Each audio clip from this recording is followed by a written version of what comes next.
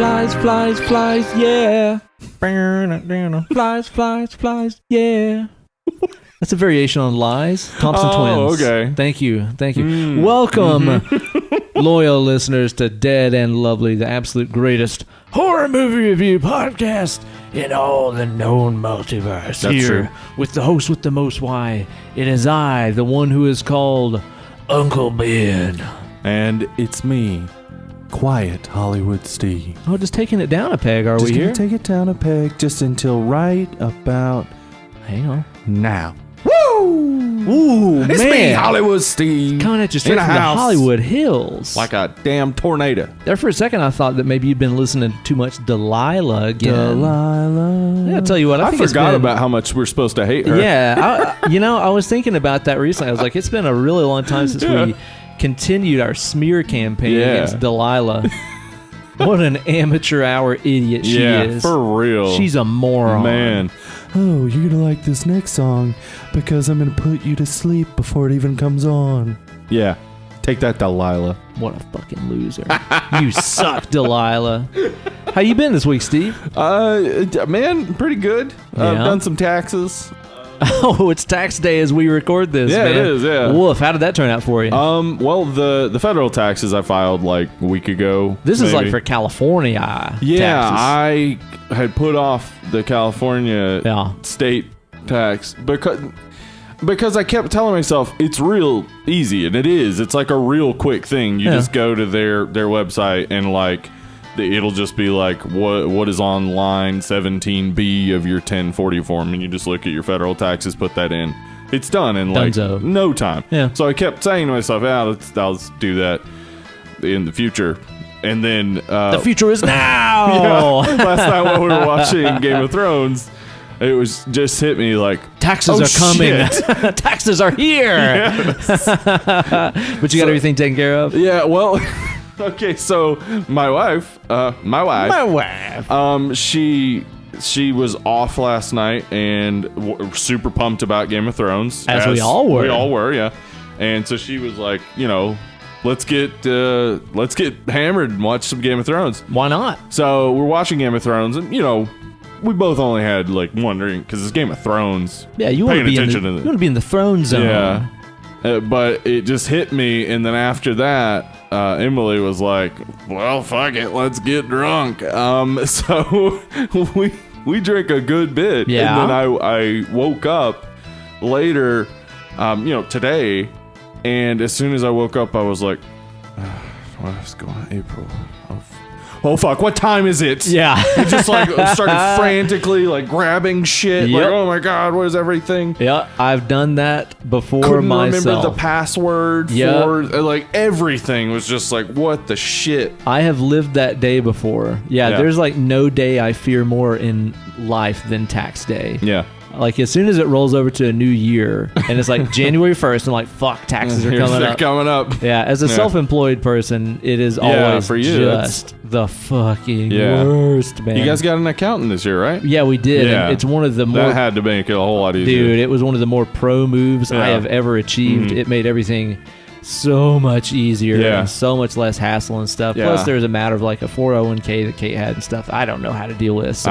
I've had to deal with that with Emily. I've also Yeah. had to deal with like doing actual itemized deductions Yes. of moving expenses, Exactly. which you can't do anymore, by the Nope. way, Thanks, Obama. unless you're rich. Apparently, Yeah, you have to exactly. make a certain amount of money, and then your moving expenses are worth what? I don't understand. Dude, all that you have to know. and, Anyway, like, it's our- Obama's fault that Yeah. Trump had to sign that tax law that Exactly he right. and his friends hastily wrote and no one read. Yeah, exactly. But Yeah. all of them benefited from. Yeah. Our tax lady went over all the new tax stuff with us, and it's Yeah. just like it could not be more blatantly just about helping out Trump's Yep. friends. It's all that fucking I was matters. surprised H&R Block pointed that out. By the way, fuck H&R Block and, Yeah. and Tax Prep and all those other places. They're making our tax code bad. Like Yeah. they continue to fight to make sure that the tax code is never clear and easy to do, and they also are trying to make it illegal for the government to ever create their own way of e-filing for everyone. Well, yeah, because if you didn't need them, they couldn't make money. Yeah. But like on everything where it was like I would normally have been able to do a deduction, because again, we had moving expenses this year. I'd click on it and it'd be like, it would explain it, and then it would be like, because of new tax laws, and then like snarky Fuck you, little poor start. person. Yeah. Fuck you, you're poor. Yeah. Dude, it's garbage. I mean, it garbage. did end up being, I was worried we were going to have to pay, and we didn't. So that was good. Yeah, I'm lucky that I had a number of new pieces of gear and stuff that I could write off from last year, because otherwise I probably would have been pretty screwed. Yeah, Emily's, because we're paying for Emily to go to school, we're not using financial aid right now. Yeah. All like that was, we got a credit. Okay. We didn't get to deduct all of it, but it was a pretty good credit. It helped. Right on, man. Right on. Yeah, dude, stressful times, I think, afoot for all of us, between the tax stuff, and then we're trying to get all of our affairs in order to get our house like on the market. And Notre Dame was burning. Yeah, that happened. Holy cow, man. Forget your house issues. Notre Dame was on fire. It's in a bad way, it looks like. It looks like they're having a bad time over there with it. That's too bad, man. Might be Quasimodo's fault. I mean, I'm not blaming him. The ghost of Quasimodo. The ghost of Quasimodo set a fire. So, yeah. So we've been just like, really deep cleaning the house as much as we can and all that jazz. Been listening to a lot of podcasts while I do that. Oh, man. What you been listening to? I went on a big old Last Podcast on the Left Bend, listened to a ton of their stuff. I'm kind of like on and off with that show, where I'll listen to a ton, then I'll listen to other stuff for a couple months, then I'll come back and listen to a ton of their stuff again. I listened to their episode about the R. Kelly shenanigans, which was gross and strange. Yep. They had an episode that was about Finding Neverland. Oh, See also gross and strange. Yeah. And I listened to a 4-part series about Rootin' Tootin' Rasputin. Pretty interesting. Yeah. Interesting character. Quite a wild guy. Yeah. And then I also listened to a 3-part series that they did on Yosef Mengele. Oh, boy. Which, I'm going to tell you this, Steve. He was a fucked up individual. Not a good guy. No. Oh, man. It really took the wind out of my sails. Yeah. Not good. That sounds terrible. Last Podcast on the Left. A lot of fun to listen to their show, man. Go check them out sometime. So, did you guys watch a Game of Thrones? We did watch a Game of Thrones. And we're not going to spoil anything. Yeah, because it was just last night, so we don't want to spoil nothing real bad for y'all. I got 2 things to say about this final season. Is one of them, you killed a baby today? Okay, I got 3 things to say. Yeah. One of them is I killed a baby today, and then there's 2 other things that are unrelated to that baby death. Got it. So... my first thing that I realized while watching the first episode of Game of Thrones, while I was just sitting there with my dumb grin on, really just having a great time, was, man, I don't care what happens in this season. Yeah? It's been a great show. It's been a great ride. Yeah. Doesn't matter.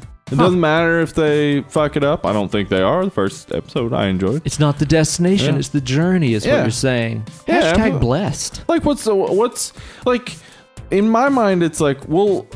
the only ending I could really imagine that would be full on upsetting is that it's just basically a everybody lives happily ever after ending. Like, yeah, right. Yeah, they all agree to disagree and move along their ways. Like, that'd be really disappointing. Yeah, but I did come up with another theory or a potential ending. In addition to Bollywood dance number. Okay, so possible ending number 2. You heard it here first on Dead and Lovely. So instead of Bollywood dance number. Okay.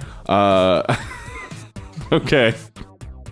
So everybody decides to just be friends. Okay, yeah. And then they're all in the throne room and they're having just like, basically the end of a romantic comedy. Yeah. Everybody just like celebrate by Casey and the Sunshine Band is playing. Yeah, and like in the background you see like the crown is just up on the wall and Tyrion slam dunks a mini basketball through it. I love it. Everybody's just like, no more monarchy, no more monarchy. I'm thinking the dragons are shooting out little cute flames out of their nose and they're like roasting marshmallows and things on it. Cersei is just like, oh, you to the dragons.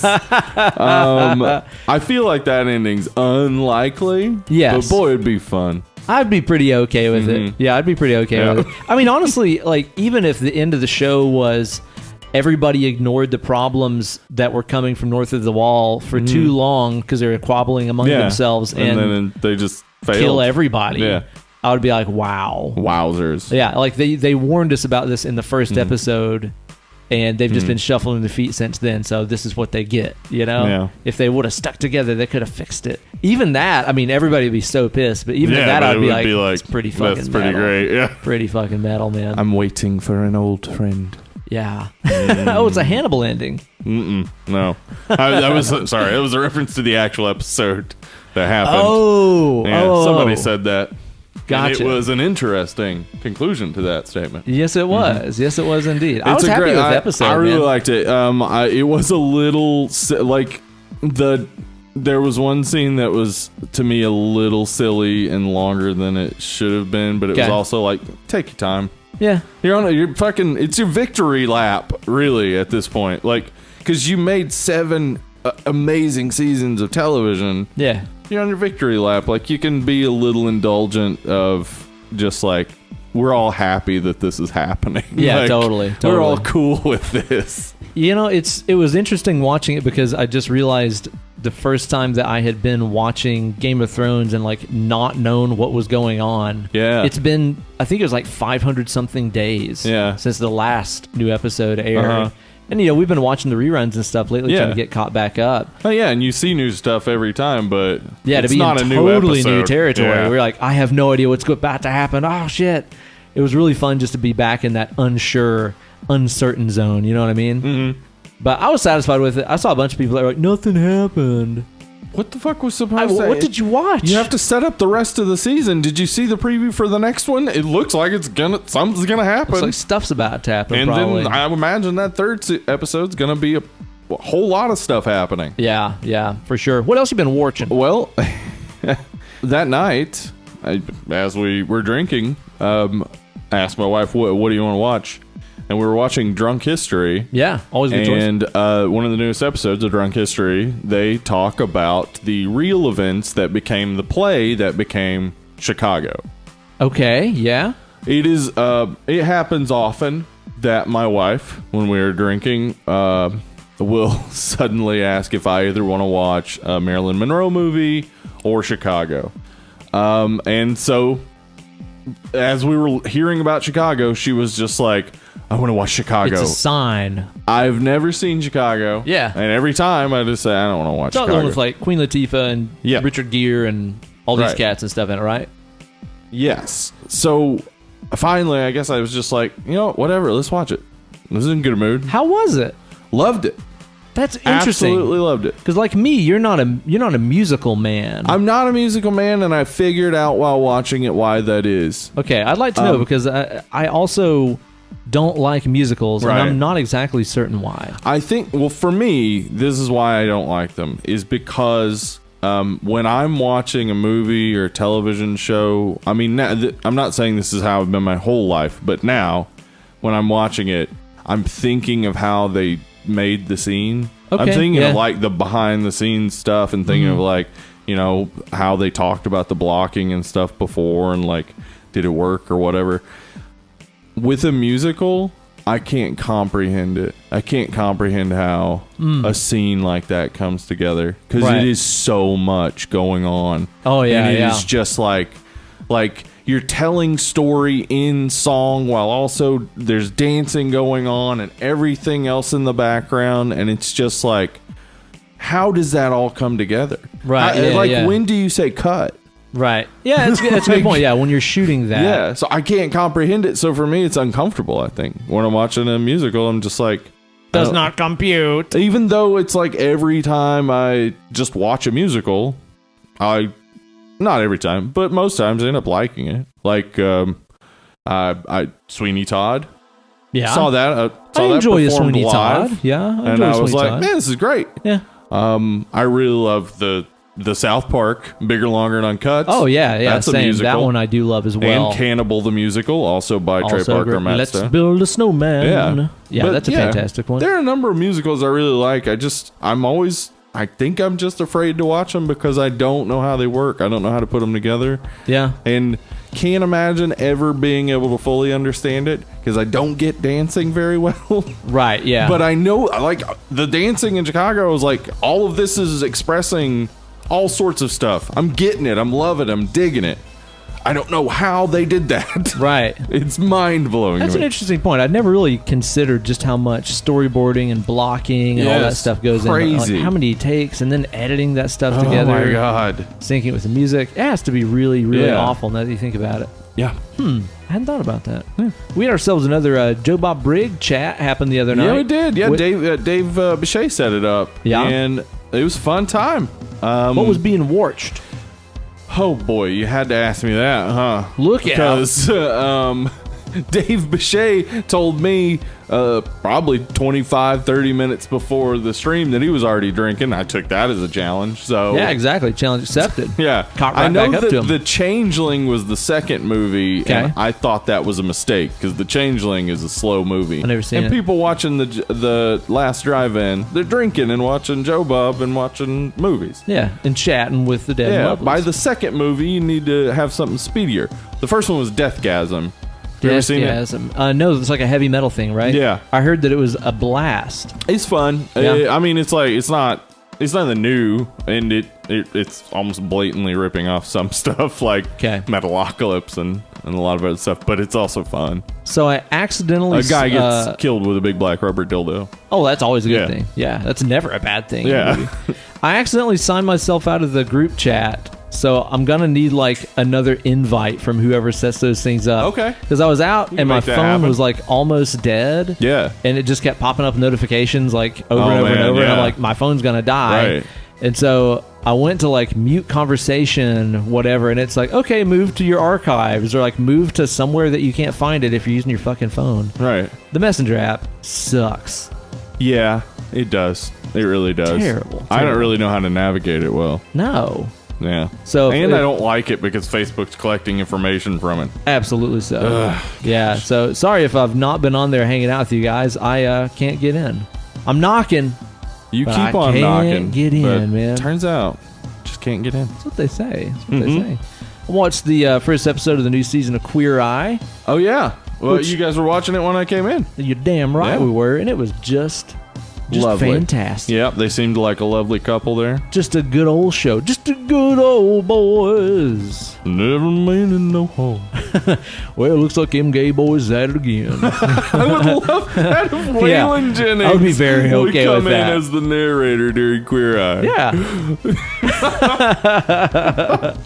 God, man. What else you seen? Anything good? Yeah, I watched Jason X. Oh, okay. Specifically because Cronenberg is in it, and we're doing a Cronenberg movie, and it just hit me because they're on the Jason movies are on Netflix, not the Friday the 13th movies, right?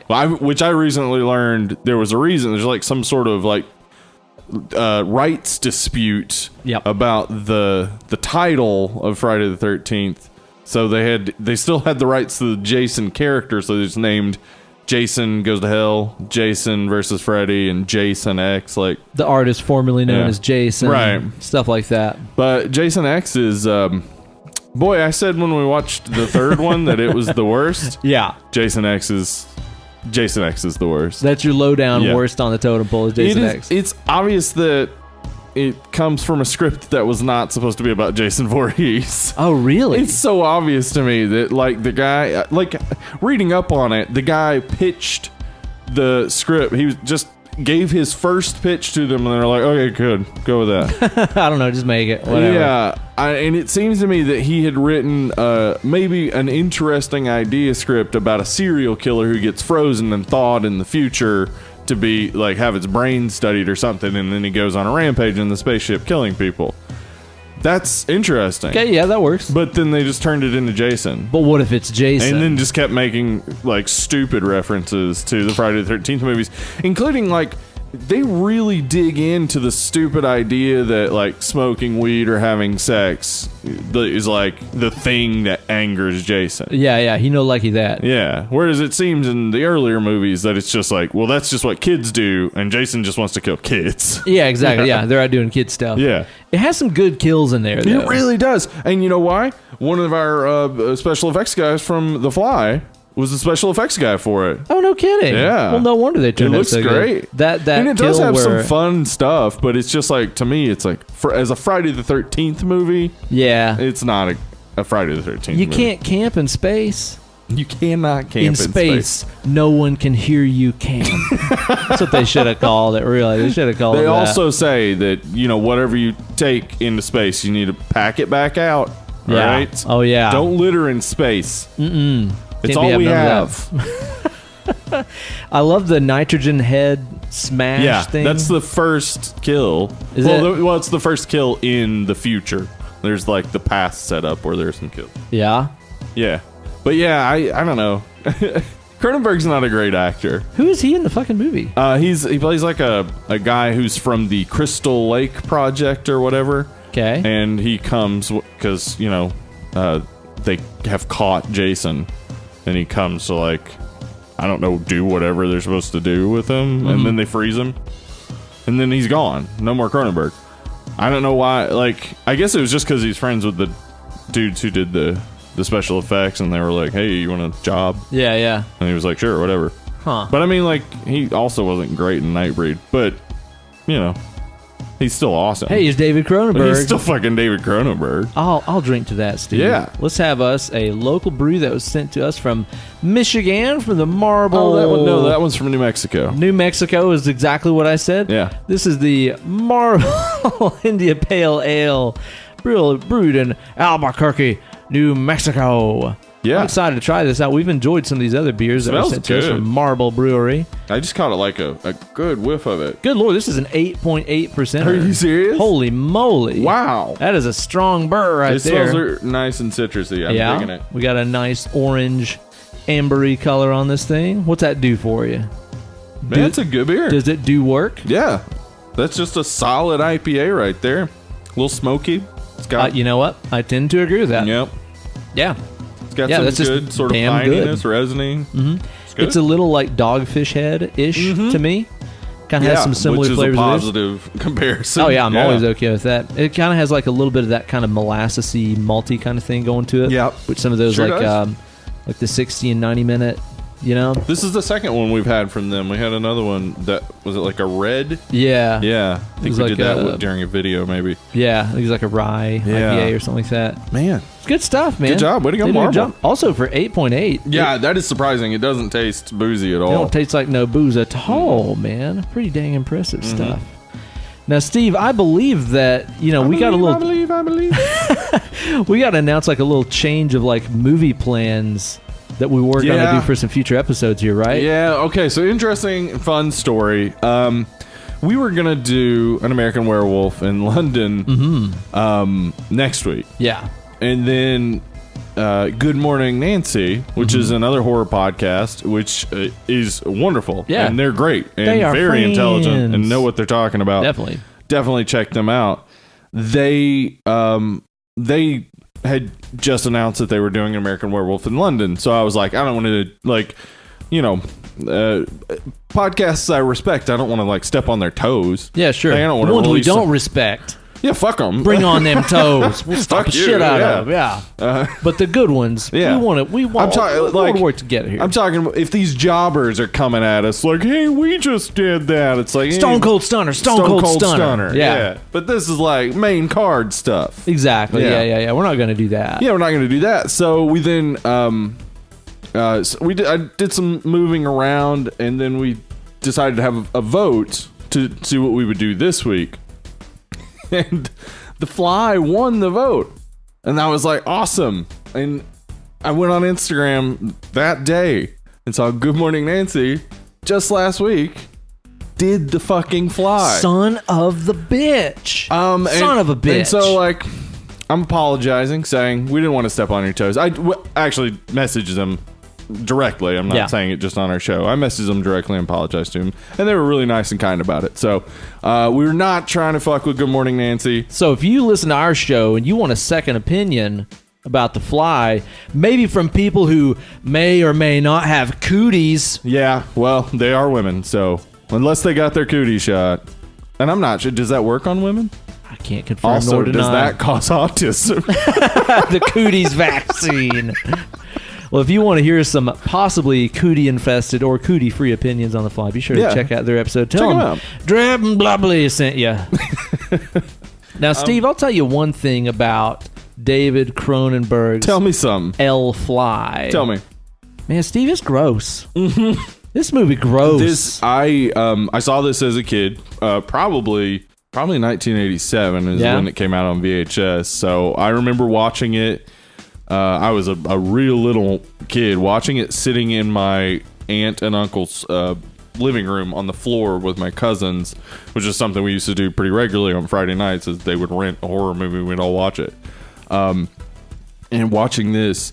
And not being scared by it, but just being real grossed out by it, to the point of like, I didn't watch it again until, I don't know, 28, 29. Yeah. Because it just grossed me out so much. I mean, now watching it, it is gross, but it doesn't have the same effect. It just hit me as a kid with the right things. Yeah. Specifically, the peeling off of fingernails stuff and the pulling out of teeth. Oh, God, that yes. fucked with me and still fucks with me my entire life. Well, that's the thing about, I think, a lot of the body horror stuff, which is, of course, like Cronenberg's speciality, is the way that it draws attention to how gross parts of our anatomy that we just kind of ignore really are. I mean, your teeth are parts of your skull that are just sticking out. Yep, that's true. You know, our fingernails and stuff are just these disgusting things that just keep generating out, and they're made out of the same stuff as your hair. Which is also made out of the same stuff as a crab shell and a rhinoceros's horn. Yeah, and it's already dead when it comes out of you, and it just keeps getting pushed out so more and more. weird. Yeah, so I think the body horror stuff just kind of, you know, to anybody of any age, makes you think about those things. You know, I mean, by the time that you saw this, you'd already seen Jason cut God knows how many teenagers in half and stuff. Well, yeah, I was only like 6, but yes, I had. Because those movies, almost all are like, there are probably like 5 or 6 of them out by the time I was 6 or 7. Yeah. So like, yeah, I'd seen all that, and that was, I don't know. It's not gross in that same way, is it? No, not at all. But let's talk about gross movies, Ben. I think as we just step on into the preview palace. Welcome to the preview palace. Wow, that was like an upgraded little preview palace jingle. Dude. Well, I mean, nice. it's because of the way. I'll say it normal ways. Okay. Welcome to the preview palace. I don't know. They're both good. I'm All not right. going to say one's better than the other. A little Vote on variety's it. okay. Text 211 for yes. Text 212 for 3. You heard it here, folks. Rate and review on iTunes.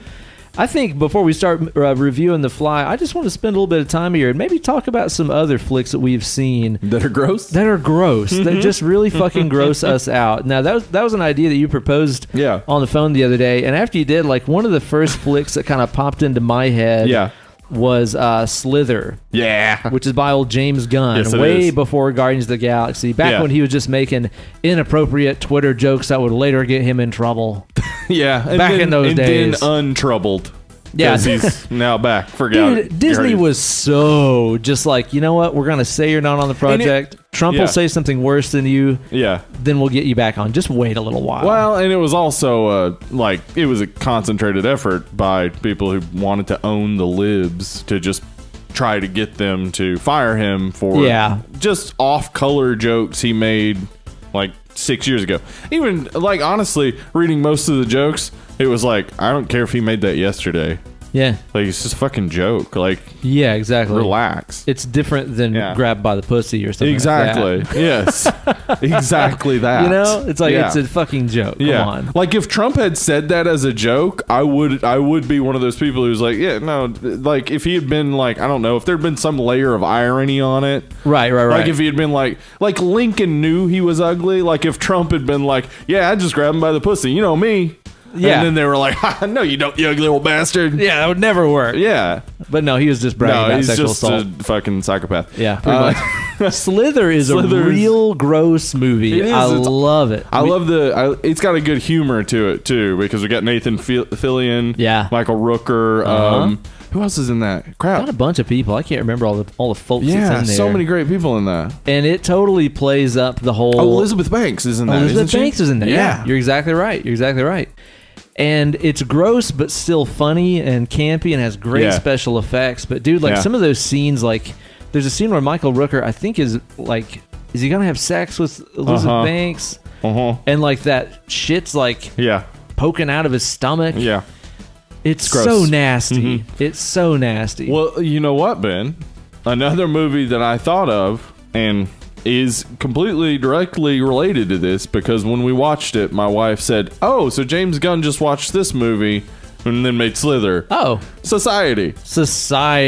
They're we talked about that, I think, last week. In their like gross, in the way that they're gross. Yeah. But completely different stories and stuff. Sure. But Society, man, like. But now that you mentioned that, I'm remembering at the very end of Slither, there's the guy who just becomes like the big like ball with like a face on it. Yeah. That does, and he's just like this skin mask thing. It looks like the shunting. It does kind of look like that shunting, yeah. Huh. Which you said also reminds you of like Garbage Pail Kids. Yes. Which it completely does. Yeah, man. especially the guy when he's the butthead. Yeah. Like, he does look like he would be Butthead Brandon, like the Garbage Pail Kid, Butthead Brandon. Dude, it is such a fucking Speaking weird of movie. Disgusting movies, Garbage Pail Kids. I never also saw a movie that. not ever worth watching. No? So fucking bad. I heard that loved it was it as a terrible. kid. I never was allowed to have Garbage Pail Kids. Yeah. Never. I think my brother brought home some of the cards from like school one day. Yeah. And my mom was just like, absolutely not ever. She found them very, very offensive. I never saw them. My mom bought them for us all the time. My mom thought they were hilarious. And I wish I still had them. Because like I would take the sticker off, you know, instead of saving it like a person who had any vision for the future. Because they are worth some money. Yeah. But I just put them all over stuff, lunch boxes and stuff. Pro move. Yeah. Pro move. I think that Evil Dead remake. Oh my God, was we could real say gross. Evil Dead 1 or 2, but that Evil Dead remake, it takes the cake in terms of just like how fucking nasty and brutal some of that stuff is. I mean, I could also say it's just one of the most brutal horror flicks that I've ever seen, but also there's just so much stuff in there that's just gross, dude. Like the needle to the eye thing. That's gross, but that's been done in other movies. But then when he's just getting stabbed with a needle over and over and over. Oh gosh, that just like, because like I don't have a fear of getting like inoculation shots. Like a muscle shot doesn't bother me at all. Right. But like into the vein. Yeah. Like needles in my mind are scarier than knives, even though I know a knife would hurt way more. Sure. Like consciously it's like, yeah, a knife would hurt way more, but like, man, just like a needle going in you over and over and over, like hard pass. Oh Jesus. What was that scene in was it in Saw 3 where there's like the pit of like hypodermic needles? Like that was nasty. That's so gross. Yeah. Like those movies, the Saw movies? Yeah, I don't generally find very gross, but they got some creative stuff. Yeah, they got some gross stuff in there. Truly just warped and gross, the needle pit. Oh, so bad, dude. Yeah, it's one of those that just makes you fucking squirm. Yeah. You know? Yeah, Evil Dead remake, amazing. The chick has to cut her arm off with like a bread knife. She like cuts her tongue in half or something awful. God. Just gross, man. So that's a great movie. You can't talk about some of the grossest flicks ever made and not talk about Dead Alive, a.k.a. Brain Dead? Brain Dead, yeah. By Peter Jackson. Way before The Lord of the Rings. He was making gross, crazy comedic, movies. Insane stuff, but just gross. Like that. The ending is just a bloodbath. It's unbelievable. It's absolutely unreal. Guy straps a lawnmower to his chest and just runs through a mansion full of zombies. And I mean, he's like ankle deep in just skunk and gore and rot. Well, see, that's the thing is, I saw that as a kid. They're about the same. The Fly and that came around the same time. Yeah. And that one I just loved and thought was hilarious. It's gross, so stupid, but it's just so dumb that it's like you don't even register how gross it is in comparison to the priest with doing the kung fu in the cemetery.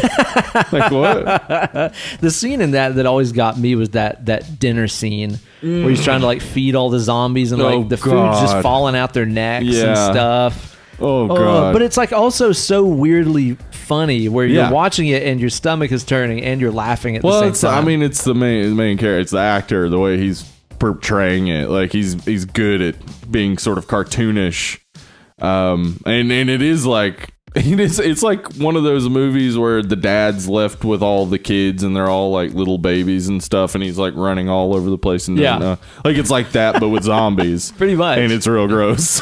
One that didn't make our list here, but I'll just add in because it does have some fun, just hilariously gross stuff in it, is Street Trash. Oh yeah. You watch Street Trash? Street Trash is disgusting. Dude, there's like the big fat nasty guy that like that corpse washes up on the beach and he's like, maybe I have sex with it. Ooh. Do you remember that? Yeah. It's so nasty. Yikes. That's just a scuzzy ass movie. Yes, it is. Just in general, that is just a grimy, gross flick. Nothing in there is particularly gory or anything, but you just feel like you definitely want to wash your hands and take a shower after maybe you see just that one. take a bath and Purell. Yeah, maybe it's one of those times. What comes up on your list when you think about some grossness? This one is one that not a lot of people have seen. All right.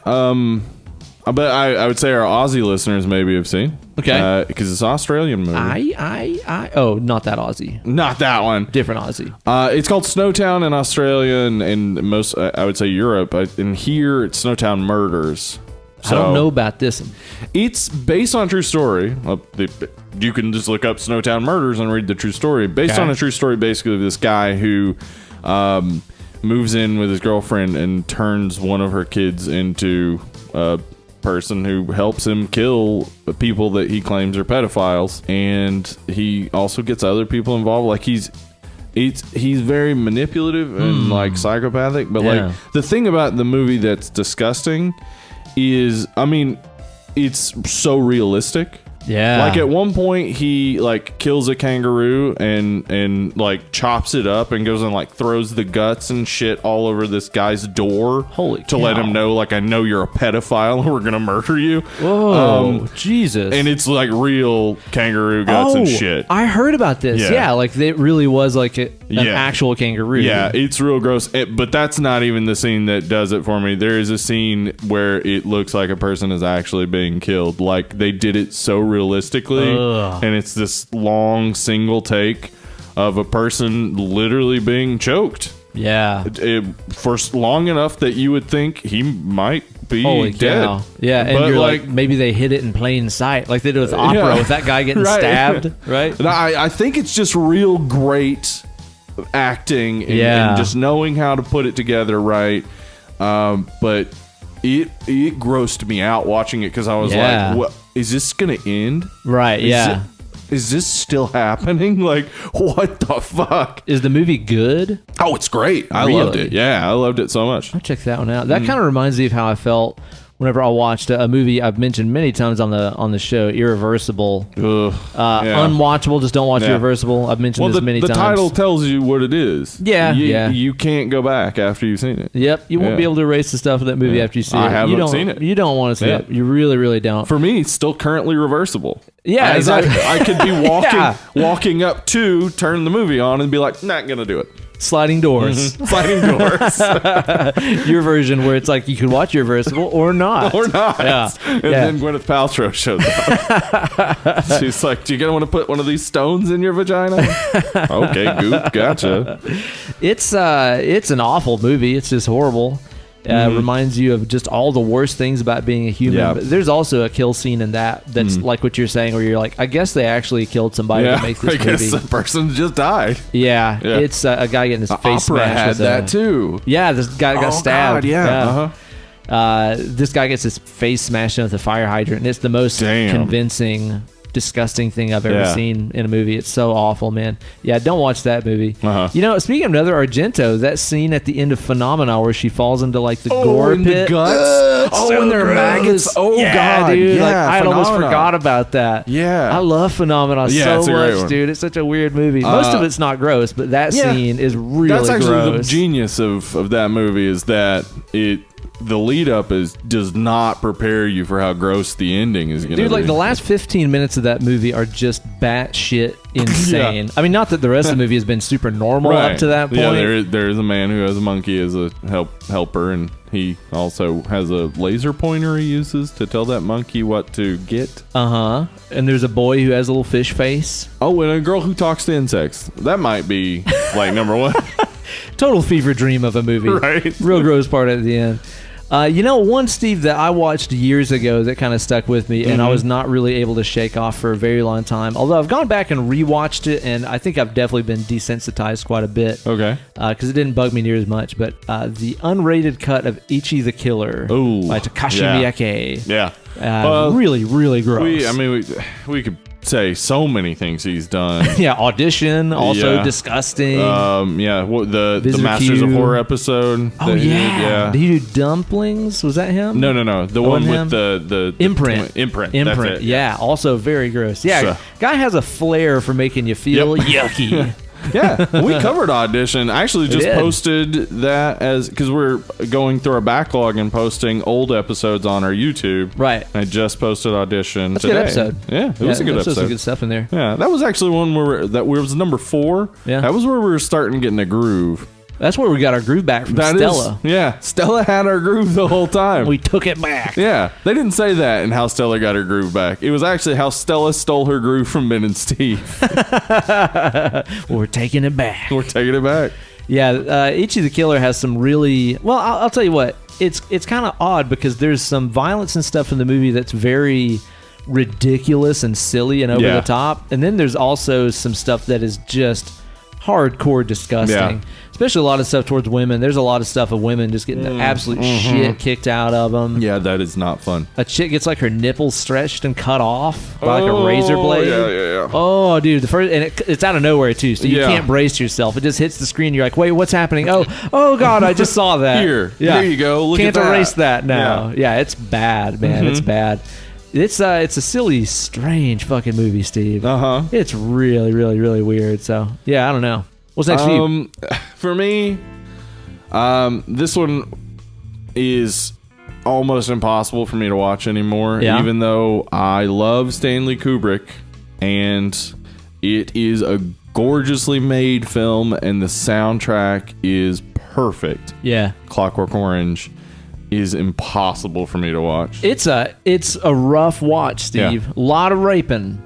There'd be a lot of raping in that movie. Yeah, I think a lot of it had to do with getting married. I mean, because there's a scene where a man's wife is raped in front of him, and for me now that is a very visceral possible reality. I forgot about that. And it's just like that's not entertainment, not folks. entertainment.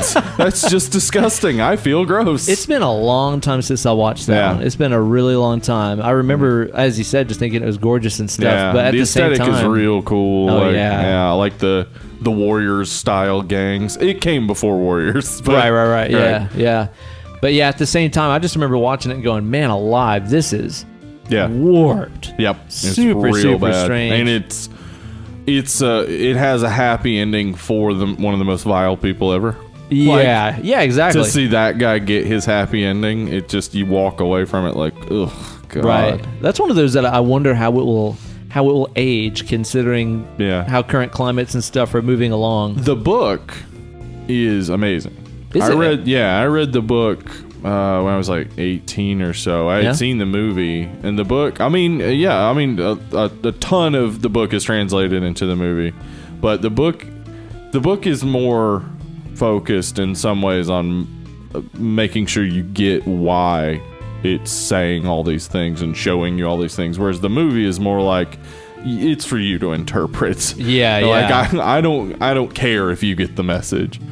And I'm not sure what the message of the movie is, but the book's got a more clear message. Right on. I need to watch it again, or maybe not. Yeah, probably not. Maybe I don't. Dude, one of the ones that hit me immediately when I was thinking about stuff that grosses me out, not even a horror movie. Yeah. But 127 Hours, little James Franco. Did that really fuck with you? Holy fucking I loved shit. that movie. It was very tense. It was great. Like, honestly, that was one of those ones that I just remember hearing, it's about this guy gets stuck under a rock for 127 hours. And I'm like, how in the world is that going to be any good at all? And you're like, man, I can't imagine. When is the helicopter going to show up to take the rock off of him? You'll say. Not going to happen. It's not going to happen. Dude, that scene, obviously, if you know anything about it, he has to cut his own arm off. Yeah, and it's based off a true story about an actual person who had to do it. Dude, when it's getting to that part, specifically when he has to cut that fucking tendon in his arm. Oh, God. And it makes that it sounds like you're playing, what is it? What's the board game? Operation. It like makes that buzzing noise when he hits it. Yeah. And you can just imagine the electricity that would shoot through your body as you were doing that. Which, you know, of course, as somebody whose hands are their livelihood. Right. Just the thought of cutting my own arm off with a pocket knife.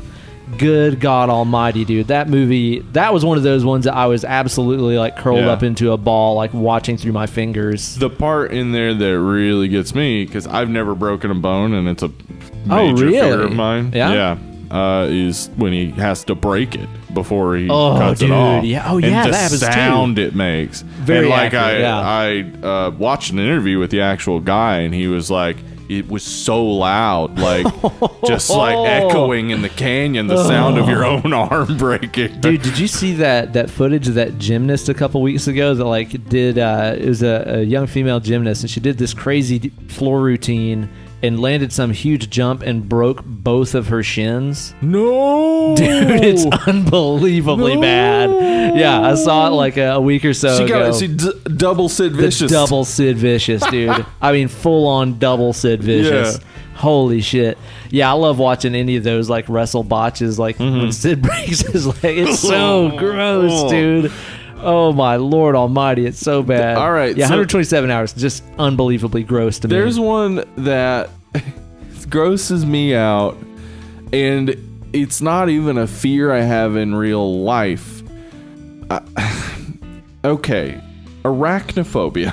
Okay, I can get behind this because I absolutely do loathe spiders. I fucking hate spiders, and it's one of those things, man, where it's a combination of like a fear thing and a grossed out thing. Like I want to vomit on them and run away. I'm grossed out by them. I'm not afraid of them. Okay, yeah. But pictures of spiders, especially pictures, up close pictures of spider eyes, hairy and or pictures of one of those spiders that carry their babies on its back. The absolute worst.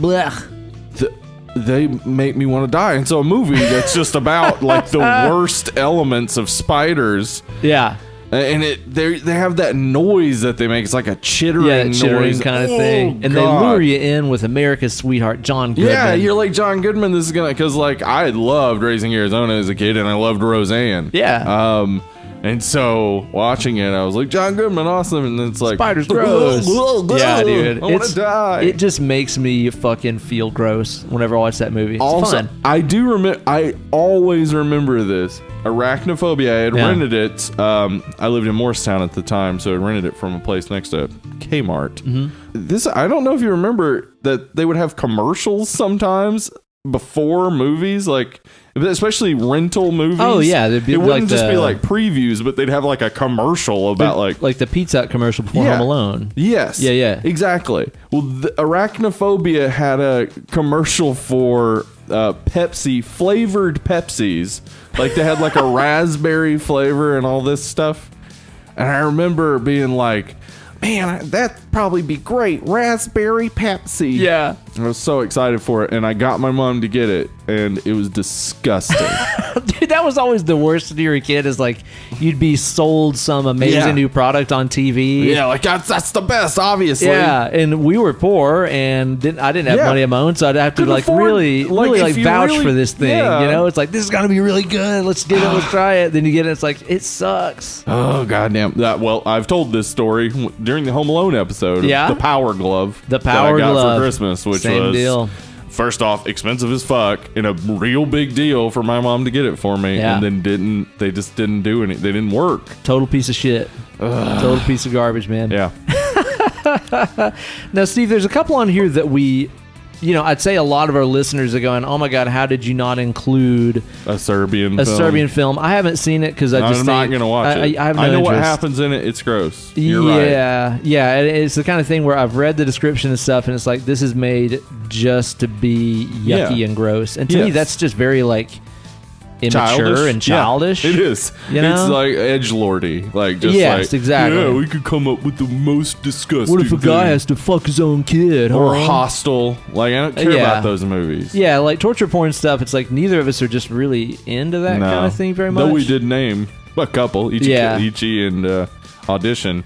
Yeah, I'm just not in. Of course, I think Ichi. I think what Takashi does with his movies is like it's not just torture porn. Like, No. there's so much more going on, and then it's like violent torture porn, and then it's like something else is going on. But like, it's always and you're for like, a what reason. is happening? Yeah, it's always for a purpose, though. Yeah. You know what I mean? Yeah, like Hostel is just about torture porn, like people going to torture people as a vacation. Like, and there's movies like Solo or 120 Days of Sodom. I've heard which that's is disgusting. It's probably overblown as to how disgusting it is, but the actual novel is insanely disgusting. Really? Like, I can't. Yeah, You read it? Yeah, I have all shit. the Sod stuff because the man really was genius in some way, but just a fucking He nasty. insane genius. Oh, he nasty. Yeah, a very nasty man. Salo was written in his own piss on toilet paper while he was in the Bastille, like in prison. What? Yeah. Whoa. Yeah. That adds an element to that. Yeah. It's fucking crazy. That's really gross. Yeah. There's also some other stuff like The Men Behind the Sun. Do you know about that? He's actually his version wasn't called Salo at all. It was just 120 Days of Sodom. Anyway, go ahead. It. Men Behind the Sun. Men Behind the Sun. Nuh-uh. It's about, what were they called? Shit. It was like a unit of the Japanese military that it basically did all kinds of horrific shit to the Chinese during World War II. Yeah, it's like Unit 127. Yeah, I know about the what actually happened. Oh God, yes. So, their experimentation doesn't get pointed out enough because the Nazi experimentation was fucking disgusting. So was theirs. What they did to the Chinese was fucking insane. It's unreal. Yeah. And so this movie is just basically kind of chronicling the stuff that they actually did. Yeah. And you could obviously point out any Schindler's List or any of those World War II movies that are obviously fucking disgusting. Right. But, I think probably one of the ones that's kind of on the nose one that we put on here is The Human Centipede. Yeah. Which I have not seen. Well, I think it's worth watching. Yeah. It's probably the same sort of childish edgelord stuff, but it's not torture porn. It really is just the idea. It feels almost like the movie is the person who came up with the idea for Human Centipede was like, well, I'm demented for coming up with that, so the main character should be demented. Yeah. And all he wants is to see this happen. And then it does. And it's as insanely gross as you would think it would be. Like, exactly the one scene you're waiting for is when's somebody gonna shit. Yeah. And it happens. I've just read about it. I've never been like curious enough to be like, all right, let's watch this. It's gross, but like it's not. I don't think it's a total waste of your time. Okay, yeah, right on, man. The Antichrist is one I didn't put on here. I've never seen the Antichrist. Lars von Trier's long shot of Willem Dafoe's dick. Yeah, just taunting me like I'm gigantic. Does it look like his face too? He kind of does. Yeah, kind of does. Yeah. So there's unsimulated sex between Willem Dafoe and I can't remember the actress's name is. I don't think that's anything I want to see, Steve. And it's the shot of it is, but the thing is that like that's not even the gross part. The gross part, like, man. Well, I've heard talking about it stuff, before, yeah. like. We both got about 15 minutes into it trying to watch it, and then it was just like, I don't know what mood I would need to be in to watch this, but I don't know if I ever want to be in that mood. Right. Well, that's like any Lars von Trier movie. True. It's like it's like when is the right time? I tried to watch Nymphomaniac, and I was just like, what? What? Yeah, what? yeah. I've heard that's fucking crazy. Yeah. But yeah, it's like when is the right time to watch any of that kind of shit? I don't know. I have yet to find it. I would say, though, a good movie that has similarities to Antichrist that I think I've recommended before is Honeymoon. And yeah, you mentioned that. Yeah, it has Ygritte from Game of Thrones. Yeah, right. What's her name again? She and Jon Snow just got married recently. Yeah, they did. Yeah. Kit Harington and Rose Leslie. Boom. Yeah. We did it. Mm-hmm. So, yeah, that movie has... not exactly the same sort of setup, but similar feel to it. And man, it's weird. Yeah, we should do it sometime. We should do it on our honeymoon. Maybe we do that. Maybe we try that out. I would love to hear what our listeners' grossest gross out movies that they've seen are. Please let us know on the Facebook group or on the Discord chat or wherever. Group or wherever. Honestly, just yell it at us. Yell it into the street. Yeah. See if it gets to us. Yeah, maybe it will. Hire a skyrider. If somebody's walking, here's what you do. Here's Okay, what you do. here's the move. Here's the move. You wake up. You bolt from your bed. You run to your Open up the shutters and throw off the sash. double-paned window. You throw up the sash. What day is it, boy? Yeah. And then that young boy says, "Why, it's April 17th." And you say, "Why, that's the day that this new podcast episode came out. Yeah. Go get a goose, the biggest one, and get something for yourself. I don't know, a porno mag or something. Whatever it is kids want. Slurpee. Yeah, get a Slurpee and a porno mag." Do kids still want those? I hope so. I hope so, yeah. I hope so, too. I hope there's kids that just kick it porno old mags school. come back. And Slurpees. I'm going to go walk in your woods and see if I can find there a porno might be mag, some and out we'll there. know if they're back. Exactly, man. 'Cause that's when you know porno mags are popular, when you can find them in the woods. Back in the woods, Yep. man. We need more Back kids in the woods. with blue Back tongues. in the woods. Hopped up on sugar. Yeah. Just hunting down them dirty smut rags. The world Wonderful. needs it. You guys let us know, like I said, on the Facebook or whatever, what your grossest gross out flicks. I look forward to hearing them. Now, Steve, before we can get into talking about The Fly, Oh, yeah. I'm just a thirsty little son of a bitch. Me What too, what man. can I do about that? Do you think there's a pull I can get? I bet you Bearded Iris would give you a pull. You don't say. Yeah. Well, good thing the notorious RDM has provided two for us to consume. What do we got here, I'm Swoop? excited for this. I am extremely excited for this. This is called Mood Ring Double Pineapple, and it is a double IPA with some lactose in there, so it Look should out. be creamy milky, pineapple. milky. I'm very excited about this because the folks at Bearded Iris, they do not disappoint. No, they don't. I love an IPA. I love pineapples. So since this is double pineapple, it should be double the pleasure, double the fun. Now, didn't Ryan give us a triple pineapple? Yes. Yeah, and that thing was that awesome. nuclear pineapple or whatever it's Yeah, called. uh-huh. Good God, that was amazing. I can smell this from a foot away. It smells absolutely awesome. It's a little So cloudy. awesome. It's not like completely. Yeah, I would expect it maybe see to a be little through it. A little more cloudy, but hey, we'll find out what it tastes We're like. going to find out about. I think it's an 8.5 or something like that. It says here on the can. 8.5 Oh, ABV. Oh, you're having a moment over there. Is it? I'm gonna try to hit you with the first thing that comes to mind after I get me a pull over here. How would you describe what you just had? Oh, I just died in your arms tonight.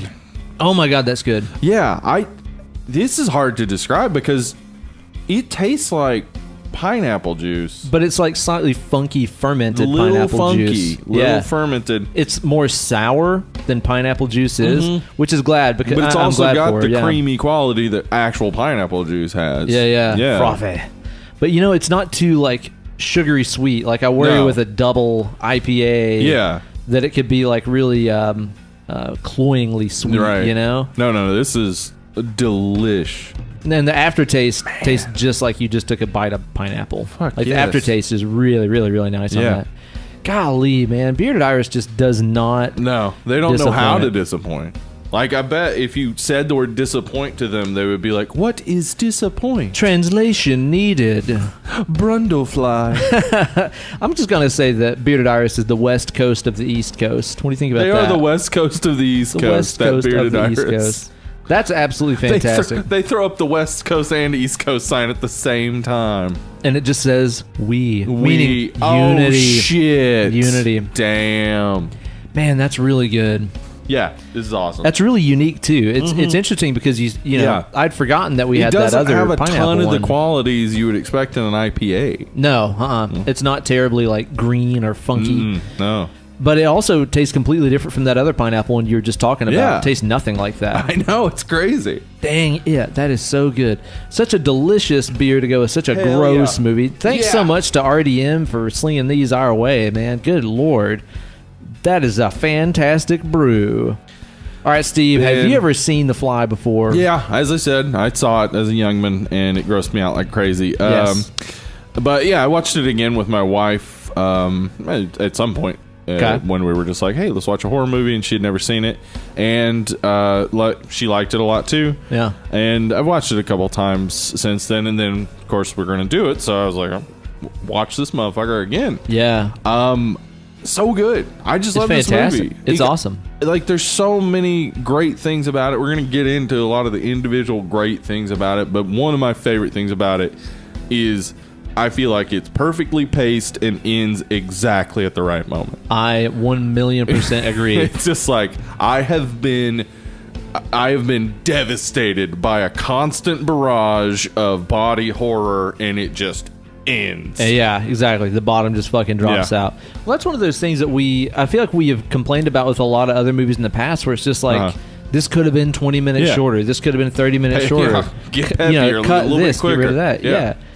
Again, it all goes back to the question of, does it make it better? Yeah. And this movie is so simple. Yeah. The plot and everything is so simple. And there's seriously 3 characters, 4 if you count the, what's her name, Tammy or Tawny or whatever, the chick who picks up at the bar. Yeah, girl who picks up at the bar, yeah. It's basically 3 people doing barely anything, and it's fantastic. Most of it's in a loft apartment. Yeah, exactly. Yeah, like... And if they would have added some extra stuff to this, it would not have made the movie better. No, it wouldn't have improved it at all. If there's a storyline of police investigating the disappearance of baboons across the city, would have helped. Wouldn't have made the movie better. Yeah, if there were like a storyline where the company he was working for were like threatening to shut off his payments or something. Yeah, that wouldn't have helped at all. It wouldn't have added anything to the story, and that is the type of thing that you would see in a movie that we would say this could have been 15, 20 minutes shorter. Totally, yeah. Dude, the very first scene, I mean, it just drops you into this like science expo. Straight in. And like the first line is like, I'm working on something that's going to change the world. Yeah. Well, I was real surprised by that because like first lines and first images are extremely important. I mean, they aren't always. Sometimes if the director or writer don't really get what they're doing, like they don't always connect, but normally you want your first line and like your first image to sort of set up the story you're trying to tell and to have them be bookends to the last line and last image. And what he says is, what I'm working on, he says, what am I working on? Like she had just asked him. Yeah. And that is the setup for this movie is what he's been working on. Yeah. That's it. Yeah. Perfect, succinct. Like any writer would have overthought that. And in fact, there were like... First, we show him in his early days as a scientist tinkering with improving toys and pocket watches and blah, blah, blah. So, no, fuck it. Just get to it. This movie, the original screenplay was by Charles Edward Pogue. And like Cronenberg rewrote all of it, basically. Rewrote all of the dialogue. Yeah. Like just rewrote it. Like the base story was still there. But like Cronenberg just came in and he did that. He made it his vision from beginning to end. Oh, it reeks of Cronenberg. I'll tell you that. Cronenberg. There's no other voice involved in it. It's so much him. And I fucking love it. So I wanted, because we got to talk about David Cronenberg. This is our first David Cronenberg movie. It is, isn't it? Yeah. I'm sure it won't be our last. Yeah. We'll talk a little bit about David Cronenberg's filmography and stuff, but I just want to open up with some things that David Cronenberg has said that I think will really let you know where his brain is. Okay, I like where this is going already, because I've been wondering where his brain at. Where his brain be? Where does this fool's brain be? He's in a weird place. He likes strange things, I said to myself. He does.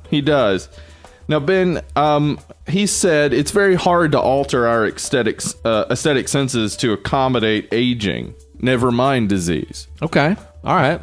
Pretty genius observation. Sure.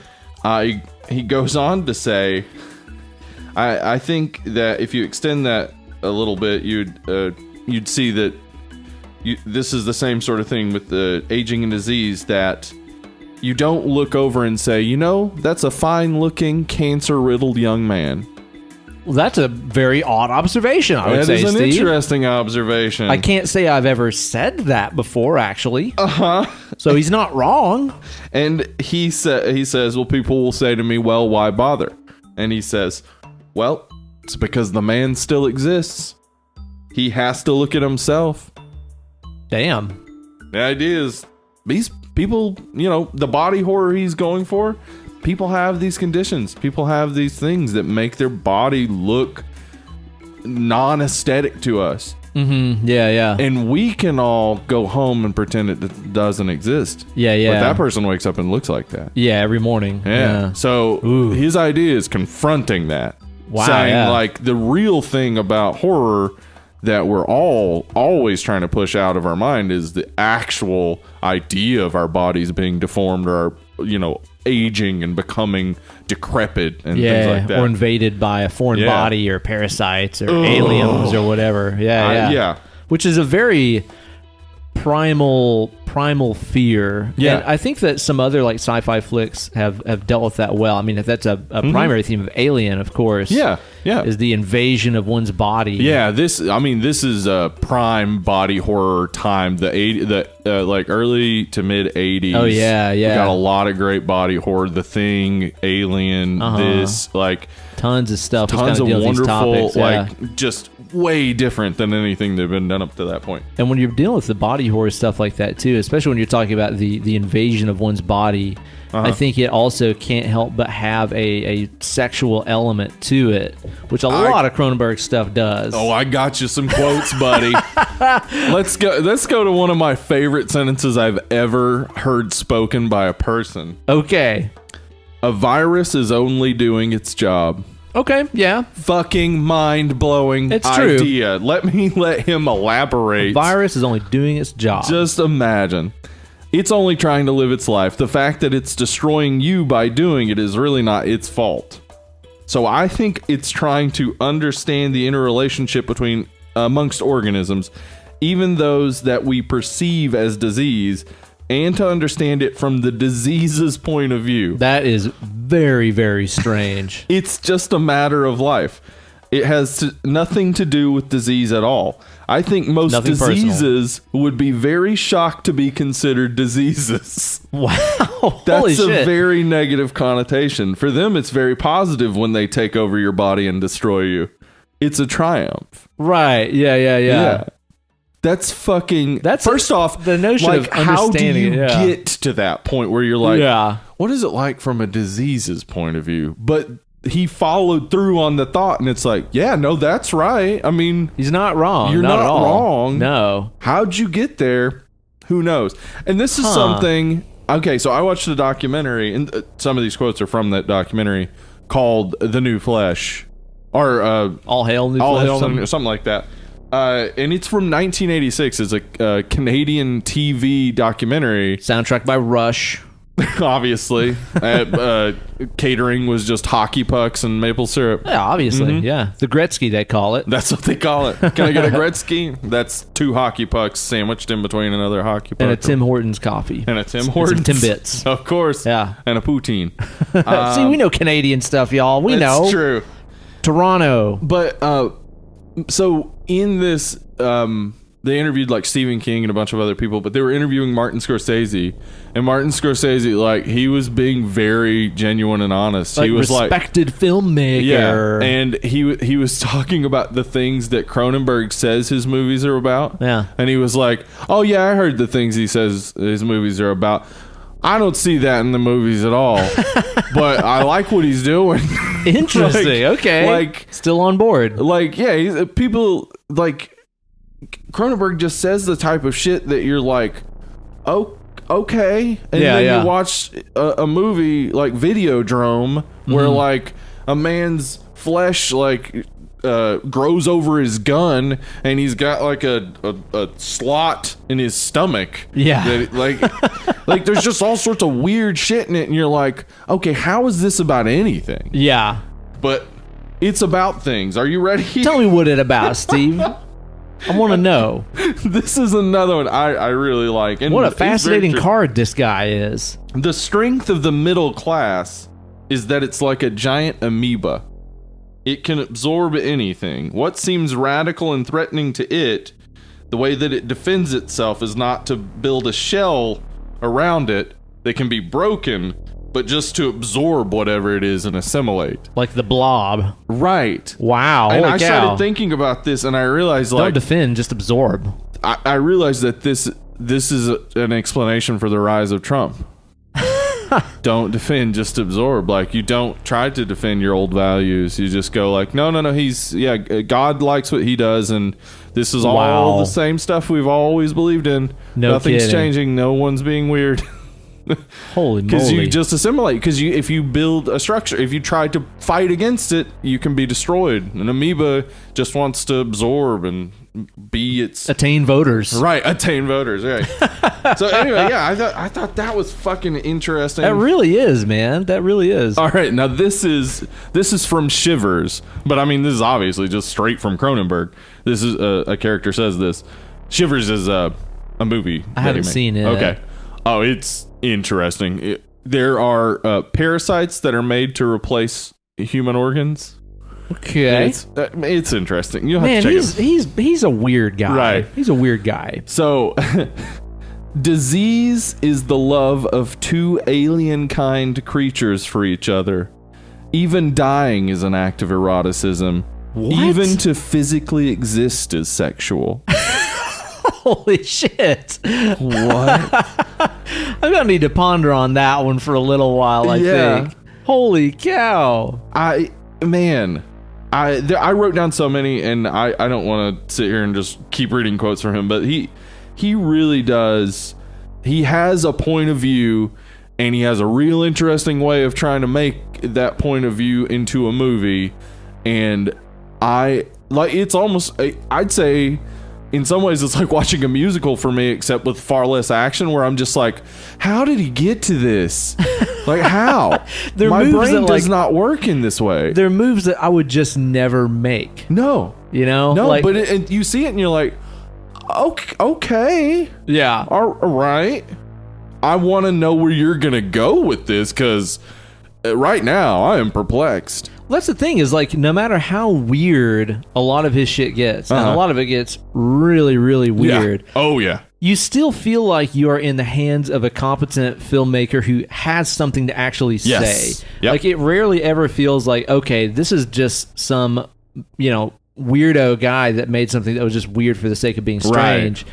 It seems like there's always something to say. It definitely does. It seems like he really has thought out, like, why he's doing the things he's doing and why it all makes sense. I'd like to know where a lot of these, I don't know if you'd even just call them interests or fetishes of his came from. Like, if he maybe had some kind of weird illness as a kid or like witnessed somebody dying as a child or something. Like, where did this come from? Here's something else interesting about Cronenberg that I only recently discovered because of a wonderful listener of ours, Letitia McDade. Letitia! That apparently he's sexy. He's a hunk, huh? Well, I've seen him. Yeah. Like, I'm... Doesn't do much for me. I'm not into guys. I can tell when a guy is attractive. He's a handsome guy. He's a handsome guy, but like... Apparently, some people find him very, very sexy.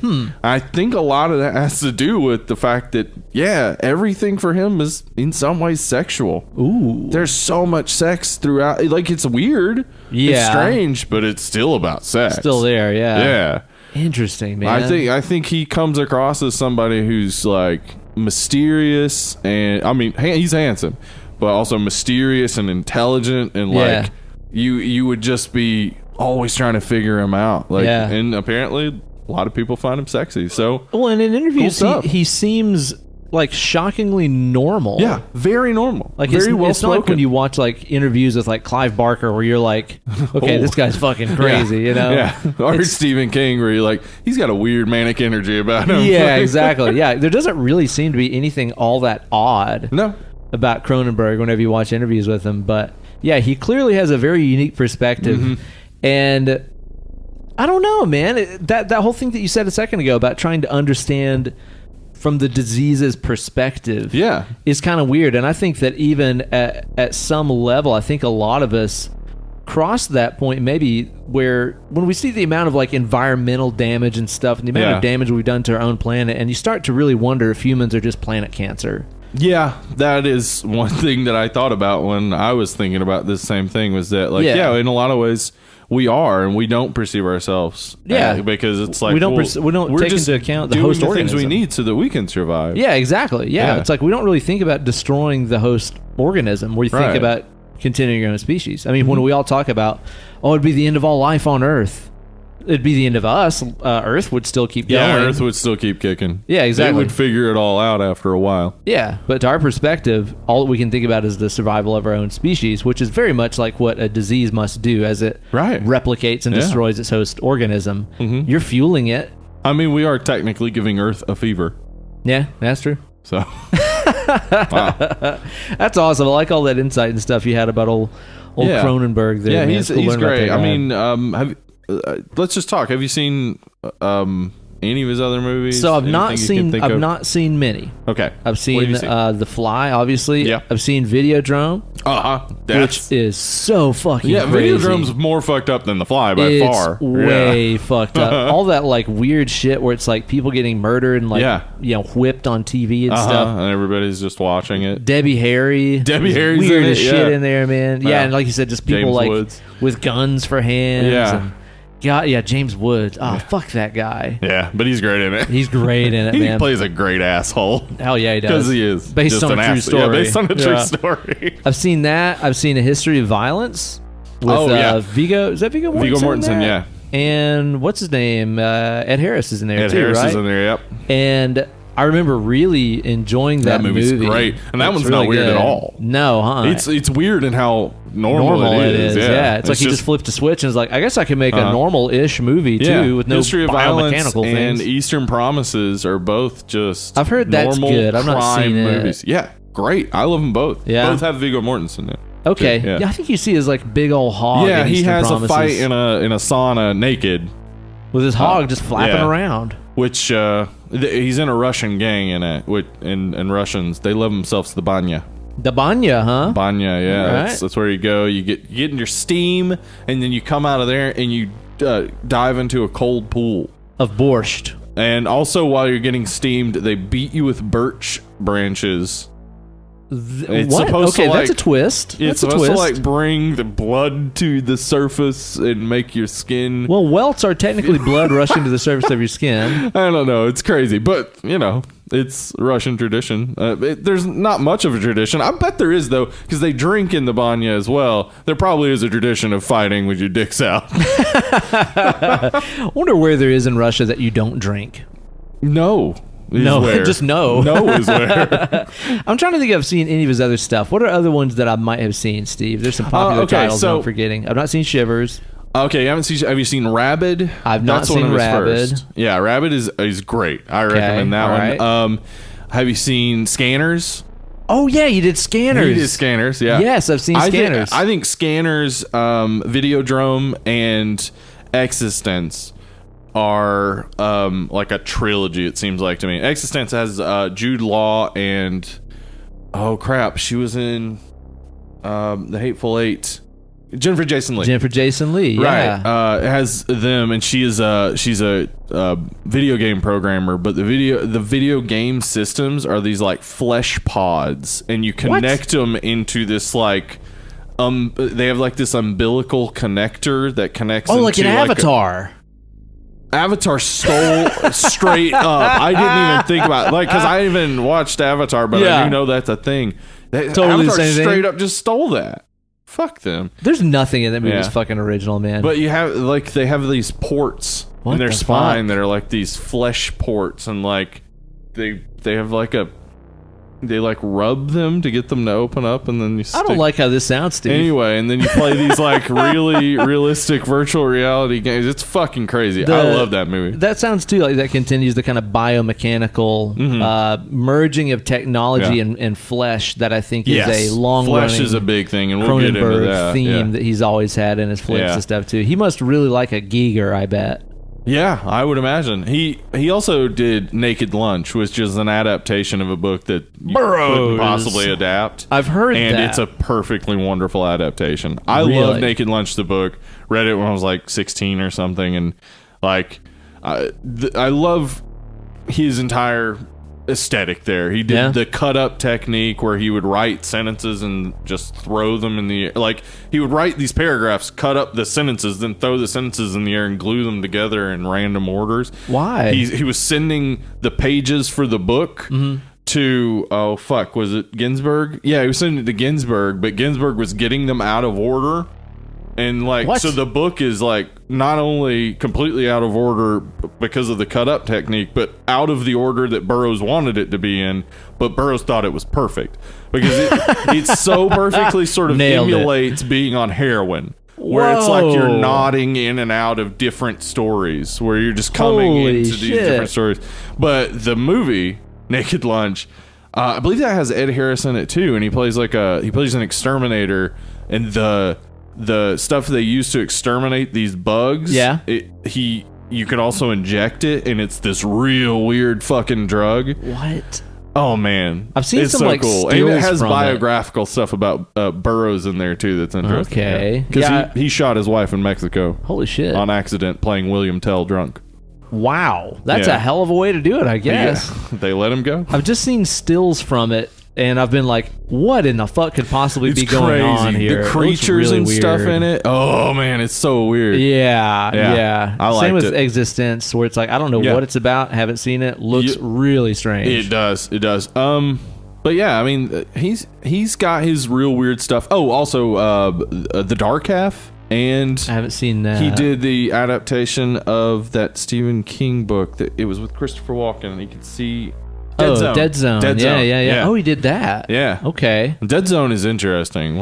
I mean, we'll have to do all of these, but really, he might be one of the best batting average horror directors up there, really? Like Carpenter and cats like that. He's hitting a solid like 310. Like you want him on your team. No doubt, man. Go Cronenberg. Cronenberg. Yeah, I need to get studied and watch a lot of those, because the ones that I've seen, the limited amount that I have, I've really, really enjoyed. Yeah. I think The Fly is probably my favorite one. And it is the most direct and straightforward, which is saying something, because it's crazy. It's strange. Yeah. This is often labeled a remake, although it's not. Yeah, it's not very. Really. That's because it's not a remake of the movie. It's an adaptation of the original story, the original novel. It was a short story published in Playboy in 1957. Right. Yeah. But it's also just it's not even really that. Like it shares the idea of the two. But in that and the original movie, it's like an instantaneous transformation. Like, he just becomes immediately this fly man. Not this gradual, drawn-out transformation. Yeah, and even in the Charles Pogue's original screenplay, he was just going to turn into a big fly, like, immediately, and then, be gross. But, Cronenberg thought the process would be something that you'd really want to see. And it really is about like aging and disease. Yeah. It is watching someone waste away. Slowly just erode away. There are the makeup people came up with 7 phases. Mm-hmm. So he goes through these 7 different phases where he gets from like basically looking like he's on meth. Yeah, I was gonna say it's real methed out. Being a fucking fly creature. Yeah, dude. And it's so gross and so sad because Goldblum is in like cheap, just prime physical shape in this movie. He looks great, yeah. Yeah, he got like buff as fuck. He says he weighs 185 at one point, and I was like, where? What are you talking about? Right? Dude? Well, he's like 6'4". He's huge. He's huge. He's huge, guy. but he's real thin in this. He doesn't get as Jeff Goldblum-y. Yeah, but that scene where she goes to the apartment and he walks out and he's like on 2 crutches to walk, walks those 2 canes, is just like, oh man, he's going down fast. Yes, it's real quick transformation because when he first gets, he first goes through the teleporter, which is what this movie. I mean, the basic principle is there's a teleportation machine. He gets in it, and a fly is also in there, and their genes get spliced, and he becomes, partially fly. Yeah. But yeah, like, man, from the moment he comes out of that, he's got all this energy, and like, He's really strong and all that stuff. Yeah. And you're like, and then he just gets sort of like manic and crazy, and he wants to put Gina Davis in the teleportation machine, and then she won't do it, and he gets fucking insane angry, and then goes to find a woman at a bar, tries to get her to go in the teleportation machine. And it's just like, oh, he's going out of his mind. And then the next time we see him, he comes out, he's on 2 canes. He's like broken. Yeah. Which kind of mimics what I think a lot of people do whenever they first start getting into like really hardcore drugs. Yeah. Where it's just like, you need to try this shit. I thought I was thinking. Meth, you need to fucking try this shit. Stay up and party with me, you know? I mean, because like, that wasn't something pointed out by critics at the time. And Cronenberg really was like adamant that he was going for like aging and disease, but I was seeing addiction. Like, it was so much like people I've seen fall to meth addiction or oxy addiction and stuff like that. Yeah. You just like, you first see them and they'll be happy as shit. Like, they think they've got life figured out. Yeah, and then dude. Fucking. They go downhill fast. Yeah. Well, but people at the time thought that this was about AIDS. This is about the AIDS epidemic. Yeah. And Cronenberg said, well, no, I wasn't thinking specifically of that. But like, I mean, it is. It's about disease. It is about like the way that we change as we basically are rotting and dying from a disease. Yeah. But he wasn't thinking specifically about AIDS. Yeah. But that's what everybody saw, because it was right. I mean, this was 86, 86. So AIDS epidemic is like going. Mm-hmm. Yeah. And this is all told through some of the best practical special effects of the 80s or maybe of all time. They still look amazing. They still look fucking insane. They still look so good. Absolutely fantastic, dude. Yeah, all of the body transformation stuff is amazing. I mean, essentially, you've got a guy wearing a full body rubber suit. You know, it's just a big old latex suit. Yeah. But the way that it is so detailed and formed around his eyes, around his mouth, and around his nose, so that he can still physically emote. Like, the problem with rubber suit monsters is there's no facial emotion. Yeah. Because it just doesn't move. If there is, it's puppeteered, so it still kind of looks a little off. Yeah, exactly. But the way that they handle the prosthetics and stuff in this is seriously amazing. And then when stuff starts getting gross, it gets so gross. That first time he spits up that, like, what is he called? Vomit drop. His vomit drop, dude. Whoa. He just has that little like donut. Yeah. And he's just talking to her and just kind of like casually does it, like he's not even thinking about it. And he's like, "Well, that was disgusting," or something like that. I posted that picture on Instagram, and somebody said, "Is that cum?" Yeah. And I realized that is what it looks like. It looks like a big mouthful of cum. Jazz. But then I also realized you can take as almost a fact about all non-porn movies. Most likely no one on screen has a mouthful of cum. It's a good point. Probably not. The more you know. The more you know. Now, somebody behind the camera might be like, okay, I hope the scene is quick. I got a mouthful of cum. Oh, Lord of mercy. Oh, Lord of mercy. What if it's Jimmy Stewart with a mouthful of cum? Oh, my God.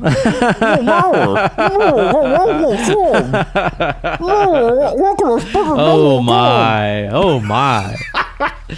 But the parts where we get, especially towards the end of the movie, when we get into those actual transformations where he's full out becoming the Fly, dude, that scene where his skin just kind of sloughs off and his fly head emerges, it's so crazy how they did that. Did you watch the behind the scenes thing about it? No, I didn't. Dude, so basically what they wanted is for this really weird kind of spatial distortion where when you see his still basically human head, although it's jawless, the jaw has been taken off by that point, which is so fucking gross. Yeah.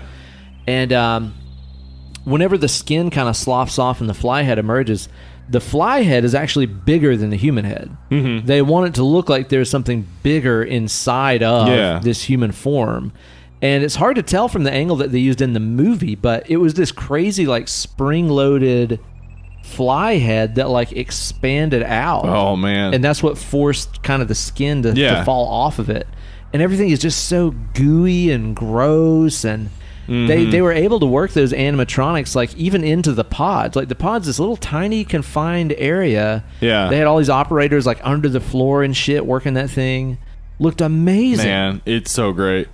I noticed this time around that he looks like Zorak from Space Ghost Coast to Coast. Oh my God, he totally does look like Zorak.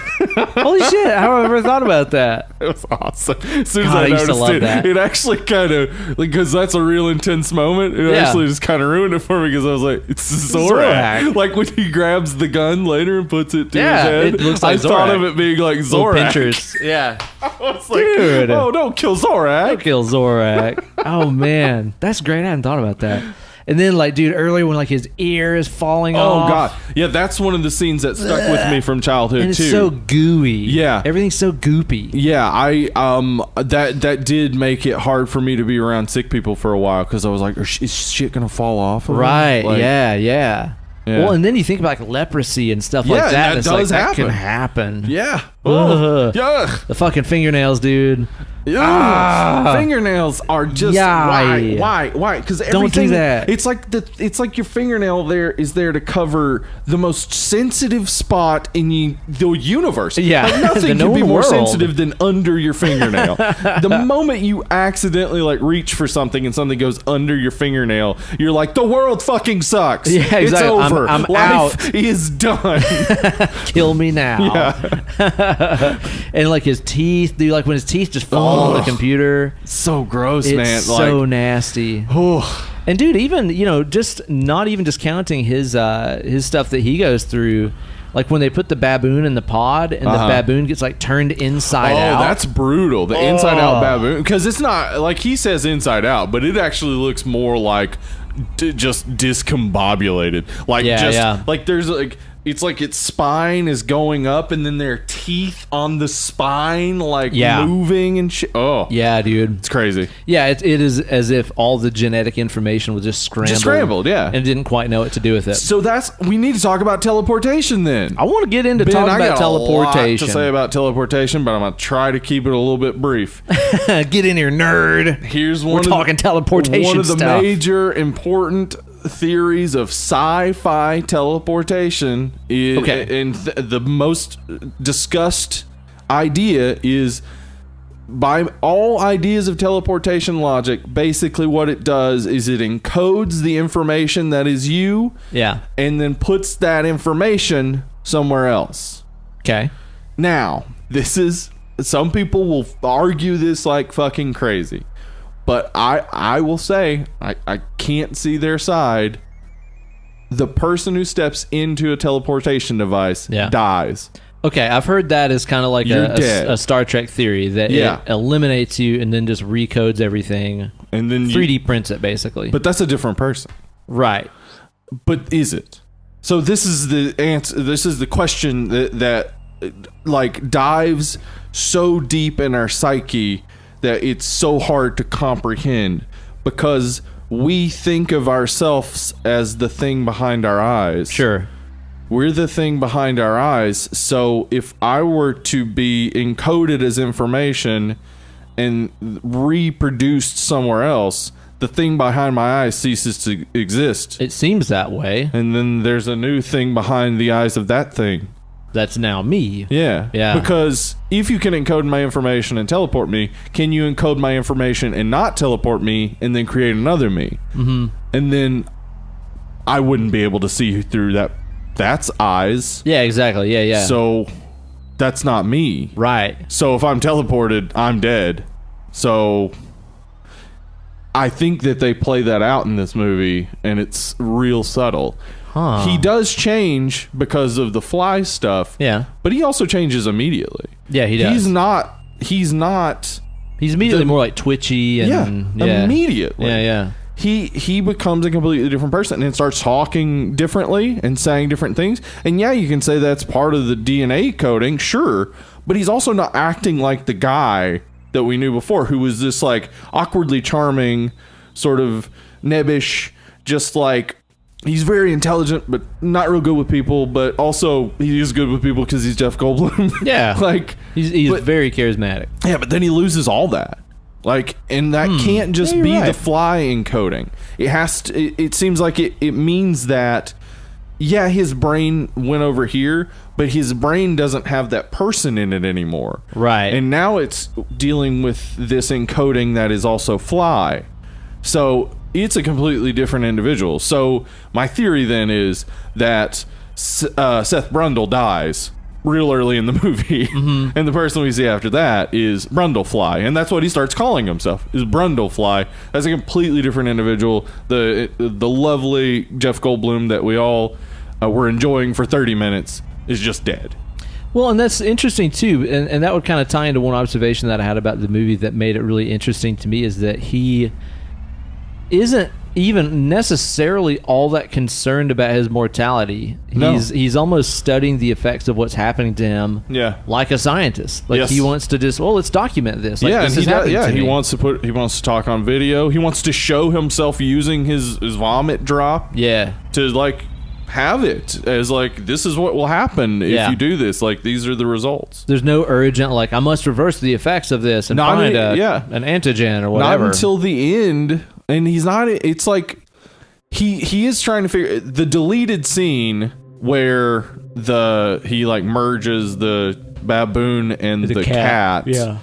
In the like, the original idea would have been that he was thinking that by merging with clean human DNA somehow he would come back to his normal self. Right. But that didn't actually end up getting shot in the movie. Yeah. So in the movie, it just seems like at the end, he's just gone insane and wants to create some weird hybrid version of him, Gina Davis, and the baby she's carrying. Their unborn child. Yeah. Which again kind of goes with that whole like, all a virus wants to do is recreate itself and procreate over and over and over. Which I think procreation is also a big theme in this. Yes, it is. I want to talk about as well. We got a maggot baby for sure. There sure is a damn old maggot baby. Delivered by Cronenberg himself. Woo, boy, that sure is gross. I'll tell you what, that sure is really fucking gross right there, man. It's disgusting. By the way, if you're watching this flick, do go on Netflix and watch that deleted scene. It is YouTube, you mean? Oh, I'm sorry. Did I say Netflix? Yeah. Yeah. If you're watching this, go on YouTube and look for that deleted scene where he merges the baboon and the cat, and it just is this disgusting, horrible, tortured creature that comes out. Yeah. And then he beats it to death. And it's a brutal fucking scene. It's so just depraved and gross. I had not seen it. You sent it to me, and I watched it, and I immediately was like, "Why did they take this out?" I know, it's amazing. I think it's so good, and it actually like. So I looked up why they took it out, and they said that audiences, it made audiences dislike Seth. Yeah, and I actually felt like the way he acted it made me like connect with him more. Yeah, because he seemed devastated by it. He didn't seem like he was doing it like with no concept of what was happening. Like he seemed to be devastated by it, not only because of the monstrosity he created, but because his idea didn't work. Yeah, whatever the idea was. That's what I was gonna say. Is like, to me, it wasn't really like that at all, because I just saw him mercy killing this thing that he created while also being fueled by the rage that it had failed, and he knew that this would not work. Yeah. So I thought it was kind of more of a humanizing moment. They should have kept it in, I think. Yeah. And then but again, I mean, we're talking about, as we said, a perfectly tight movie. I mean, it's fine. It's fine without it. Maybe it slowed it down a little bit. Yeah, and Cronenberg maybe it was just was like, no, I just want it to be fucking boom, boom, boom. Yeah. There's that other deleted scene too, where like he falls out that window and he's got that lump like on his chest. Yeah, he grows another leg starts growing out. In the movie, he like lifts his shirt up. He's like, "What's this? I don't know." And that's all you ever hear of it. Yeah. But there's a deleted scene where that's a fucking like fly leg. Yeah, and then he rips it off and has to fucking chew it off because it's like stretching out, just like a fly leg actually does for any kid who ever pulled a fly leg off. It does sort of pull away, like there's some sort of like stickiness to it. It's so gross. That was I get why they cut that, because it just wasn't. It was gross, but it was like, where is this happening? Like, where would this fit with the rest of the story? Yeah. Well, and there are conceits and stuff you have to make. I mean, his apartment, lab apartment, whatever, is all like full of junk food, and you're like, who's bringing him this stuff? Is he going to the store? What's he doing here? You know? Yeah. There's certain conceits you have to make. Think about that at all. Yeah. It's like the Jeepers Creepers thing where like he goes stand in line at the DMV to get that be eating you. Yeah, you kind of have to just go with it, with that stuff. There are actually some elements to this that I quibble with a little bit. Yeah? I quibble with a little bit. Give it just a little quibble. A little baby quibble. There's a little quibble. All right. The human body. Yes. Our human bodies are covered inside and out with foreign lives. Speak for yourself, Grosso. I took a bath today. Well, I hope you still have some gut intestinal bacteria from that shower. But you have mites all over you. You have intestinal bacteria. Those things have different DNA than you.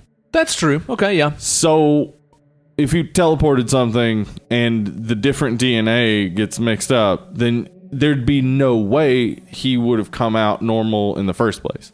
Okay, he'd been mixed with eyelash mites and so on. Yeah, he would have been all that shit. Okay, yeah. And whatever the contents of your stomach might be at the time. Right, yeah. All that stuff. Cheeseburger DNA. Like, you would have to, like, to do this, and I mean, I can see a movie about teleportation that's not The Fly, where they basically take The Fly precautions, where they have to take, like, these super intense showers and, like, scrub themselves of all bacteria and, like, take diuretics and stuff to just completely eliminate any bacteria and stuff.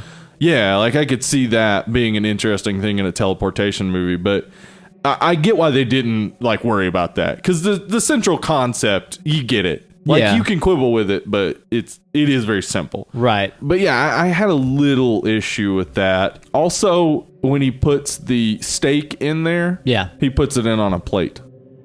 Those two don't. DNA. Yeah, those two don't merge. Like, there's no, like, weird fusion there. of that. You got a point. Okay. Yeah. Fair enough. Yeah. I don't know. Those are just tiny little things, but, like, for me, this is...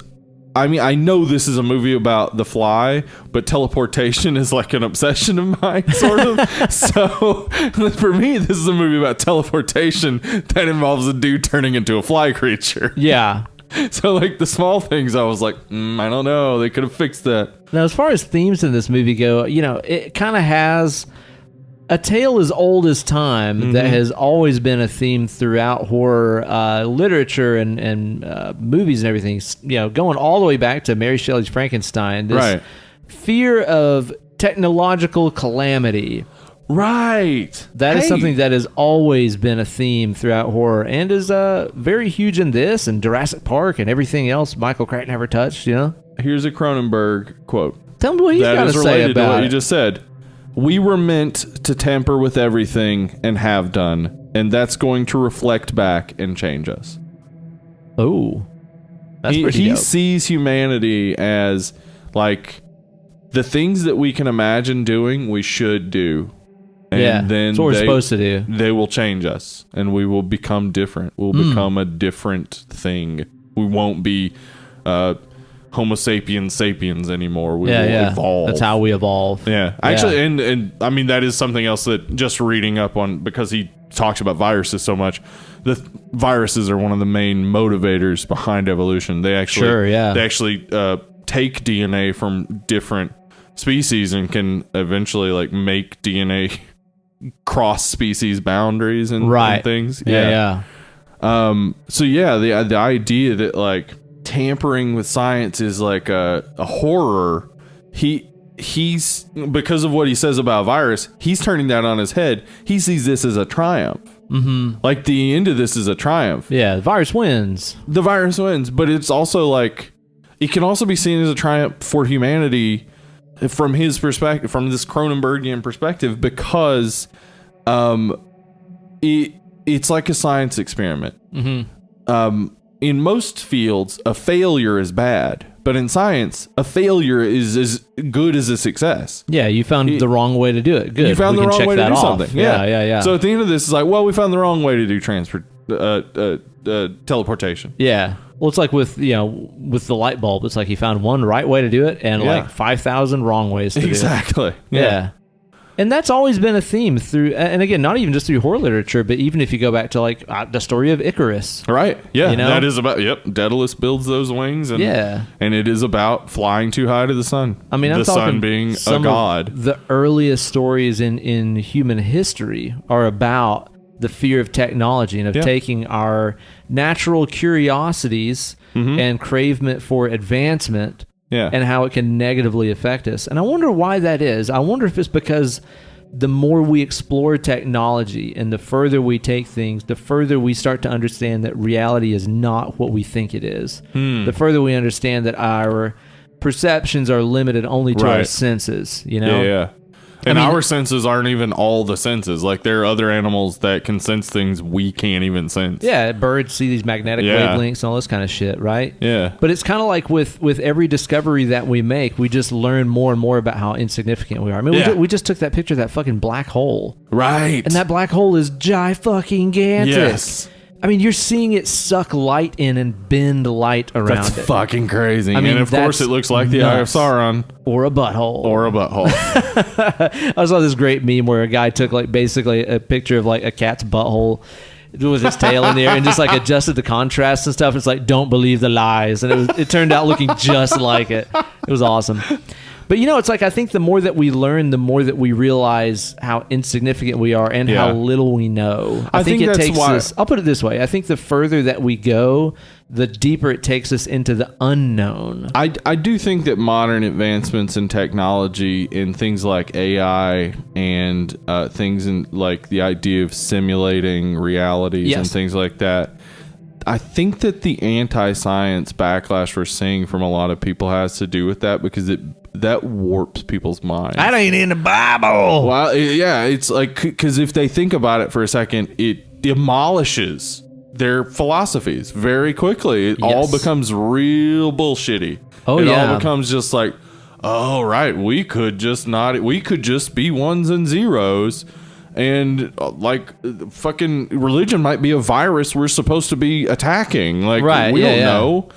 And so that makes people just start being like, no, like we need to get back to firm truths. It's too hard. Yeah, because it's too complicated. It's too hard. Yeah, and I think that like a lot of his joy, a lot of Seth's joy in what's happening to him is something that it demonstrates exactly what I'm talking about. That fear everyone else has around him and about him, versus the joy he has with it, is that like he's learning and discovering something new and different, even though it's eating him alive. And that's what frightens them, is that if you go towards something new and different, it might eat you alive. Right.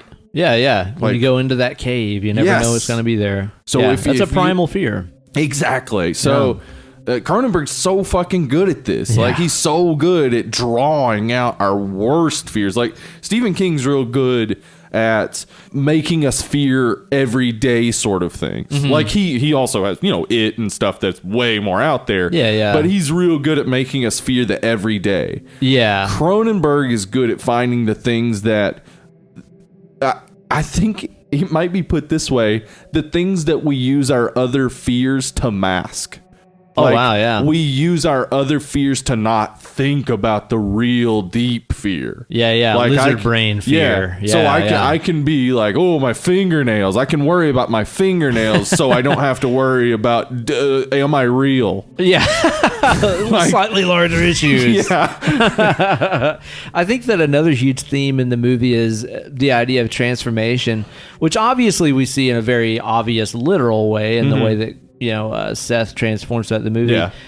But there's also a number of personal transformations that happen over the course of the movie that I picked up on that are even little things. Like whenever Seth brings Veronica over and is like, do you have anything personal I can put in the pod, like a piece of jewelry or anything like that? She gives him her stocking and she's like, I don't wear jewelry. One of the very first things he does for her in their relationship is buy her jewelry. I want you to change. I want you to wear jewelry. Yeah, he's trying to change her from the beginning, and that is, in fact, like his ultimate goal is putting her in the teleportation device and changing her completely. At the same time, one of her first remarks on him is that you have like 5 of the same outfit in your closet. One of the first things she does is goes and buys him like a new jacket and different clothes. She wants him to change. She wants to change him as well. Yeah. Yep. His laboratory is actually just like an old warehouse. He has changed it into a laboratory. Yeah. You know? Yeah. He sleeps on a sofa that transforms into a bed. Well, I didn't even think about that. Transformations left and right. He's got a Transformers poster up. I just while you were talking, because you talked about the stocking, the other quibble I had with teleportation is when he teleports the stocking, the computer screen, which. Awesome 80s computer screen. Of course, yeah. You always I wish there was a theme for Mac OS X that was 80s computer screen. And that as text goes across, it's like and it always makes that noise. I would love it if no matter what you plugged it into, it had an outline of that thing and somehow like there were bars on the side letting you know if you were opening it. Yeah, sure. Like Die Hard. I'm okay with that. Very okay with that. But the thing was, when he teleported the stocking, it says ATP count. The ATP count should have been extremely low or 0 because it's a synthetic thing. There's no ATP in a synthetic thing. There may have been some skin cells or some like hair follicles or something. But yeah, so it would be like a real low ATP count, but it was like 400 million or something. It was ridiculous. Hey, all right, Four Eyes, cool it down over here with the science talk here. All right. Just because I can't see well. You guys. You know, one other thing that I got out of the movie that, I don't know, this might be me just looking way too much into this and stuff. Mm-hmm. But at the same time, I do think that there is somewhat of a message about this. I think that it also sort of plays with some maybe primordial fears about pregnancy and reproduction. Yes. Yeah. I mean, obviously, she finds out she's pregnant. There's this big thing in the movie about maybe she has an abortion, which for a movie that came out in the mid-'80s, pretty daring shit. Right. And the doctor was being exactly the type of doctor you wouldn't want to have if you have an abortion, where he's like, are you sure you want to do this? Little lady. Maybe take some time to think about it. Pray about it. Women are taciturn. Oh, shit. But one thing that I get out of it is, and this is something that has crossed my mind as somebody that is not interested in having kids, and also knows that my family line is chock-a-block with problems. Tons of addicts all over my family, all kinds of stuff like that. Just kind of a lot of negatives where I'm like, I don't really think my bloodline should probably go on as the strongest genetic material. Right. I'll put it that way. But at the same time, I see Jeff Goldblum being eaten alive by this virus thing, and he's like begging her to keep the kid because it's almost like he thinks, if I have a baby, I can fix what's wrong with me. Somehow. Yeah, exactly. Like the baby will be the one that gets it right. It is an unconscious thought a number of people who have babies have. Yeah, exactly.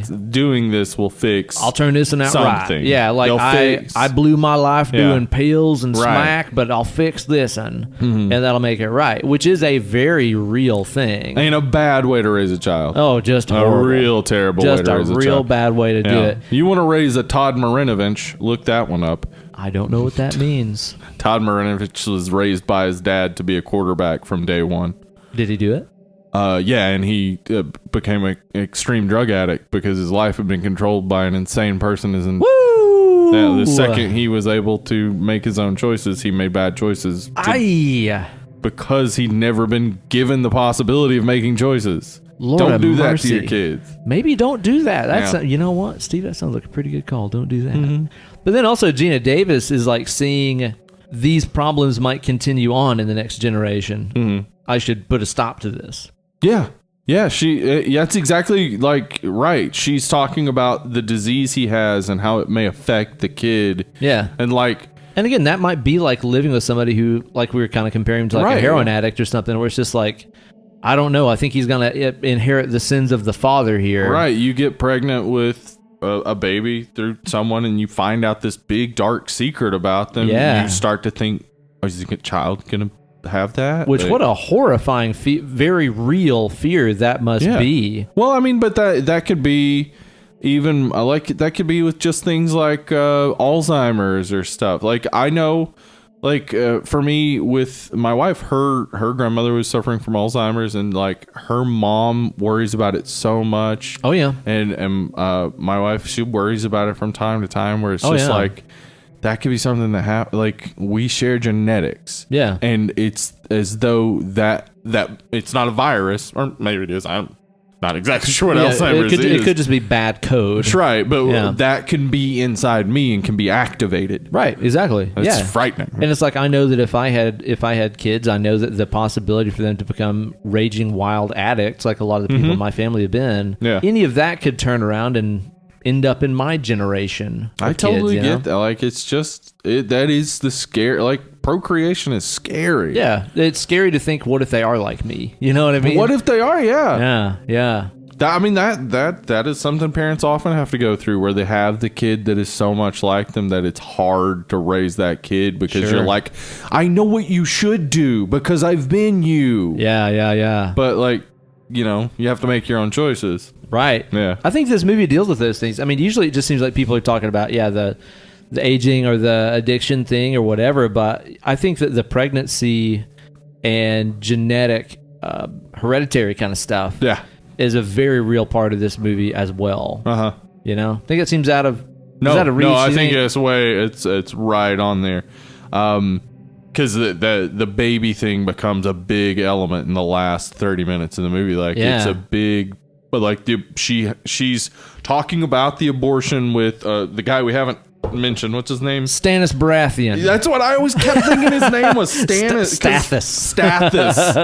But it's like Stathis and then a B name for his last so name. Much like Stannis Baratheon.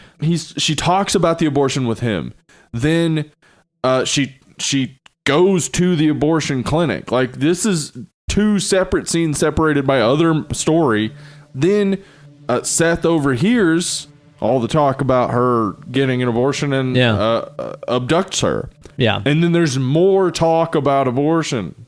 Like it's a very big element of the movie. A big element of the last 30 minutes of the movie, and it really is about genetics, about inheriting something that is viral.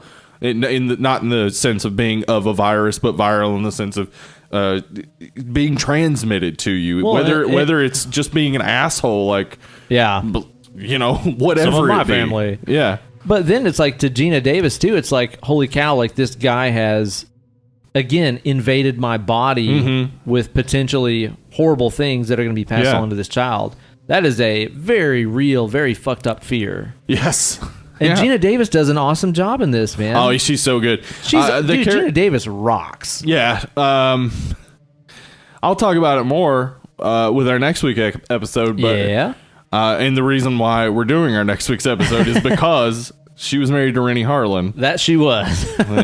So you can go ahead and start taking guesses as to what our next episode is. But, Rennie Harlan. She was married to Rennie Harlan, and that was kind of the end of her career. Like, I don't know if she left voluntarily from. Yeah, I don't know. I know she did. Blankets Goodnight, Cutthroat Island. Yeah, she did some stuff through the early 2000s. Yeah. She also trained to be an archer and ended up like she's badass. Almost going to the Olympics.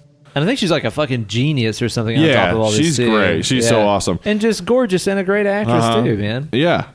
But I don't know what happened. Like, she got with Rennie Harlan, and it was just like, I don't know if she had always planned that to just be like, I want to get married, have kids, and I'm not really interested in continuing. Yeah, because like, you know, you made enough money, you proved your point, you're good at this. Yeah, sure, Rick Moranis. Sure. Yeah, exactly. That's what I'm thinking. Like, I mean, if you've proved how good you are and you don't want to do it anymore, more power to you. Right. Yeah. I don't know. She does a great job in this, though. She's so good. Yeah. And the movie is really just basically her, Jeff Goldblum, and Stannis Baratheon. Yeah. I mean, we see that doctor briefly. Yeah. And then there's the two guys arm wrestling at a bar. Yeah. Never arm wrestle. Dumb sport that happens in this movie happens to regular people all the time.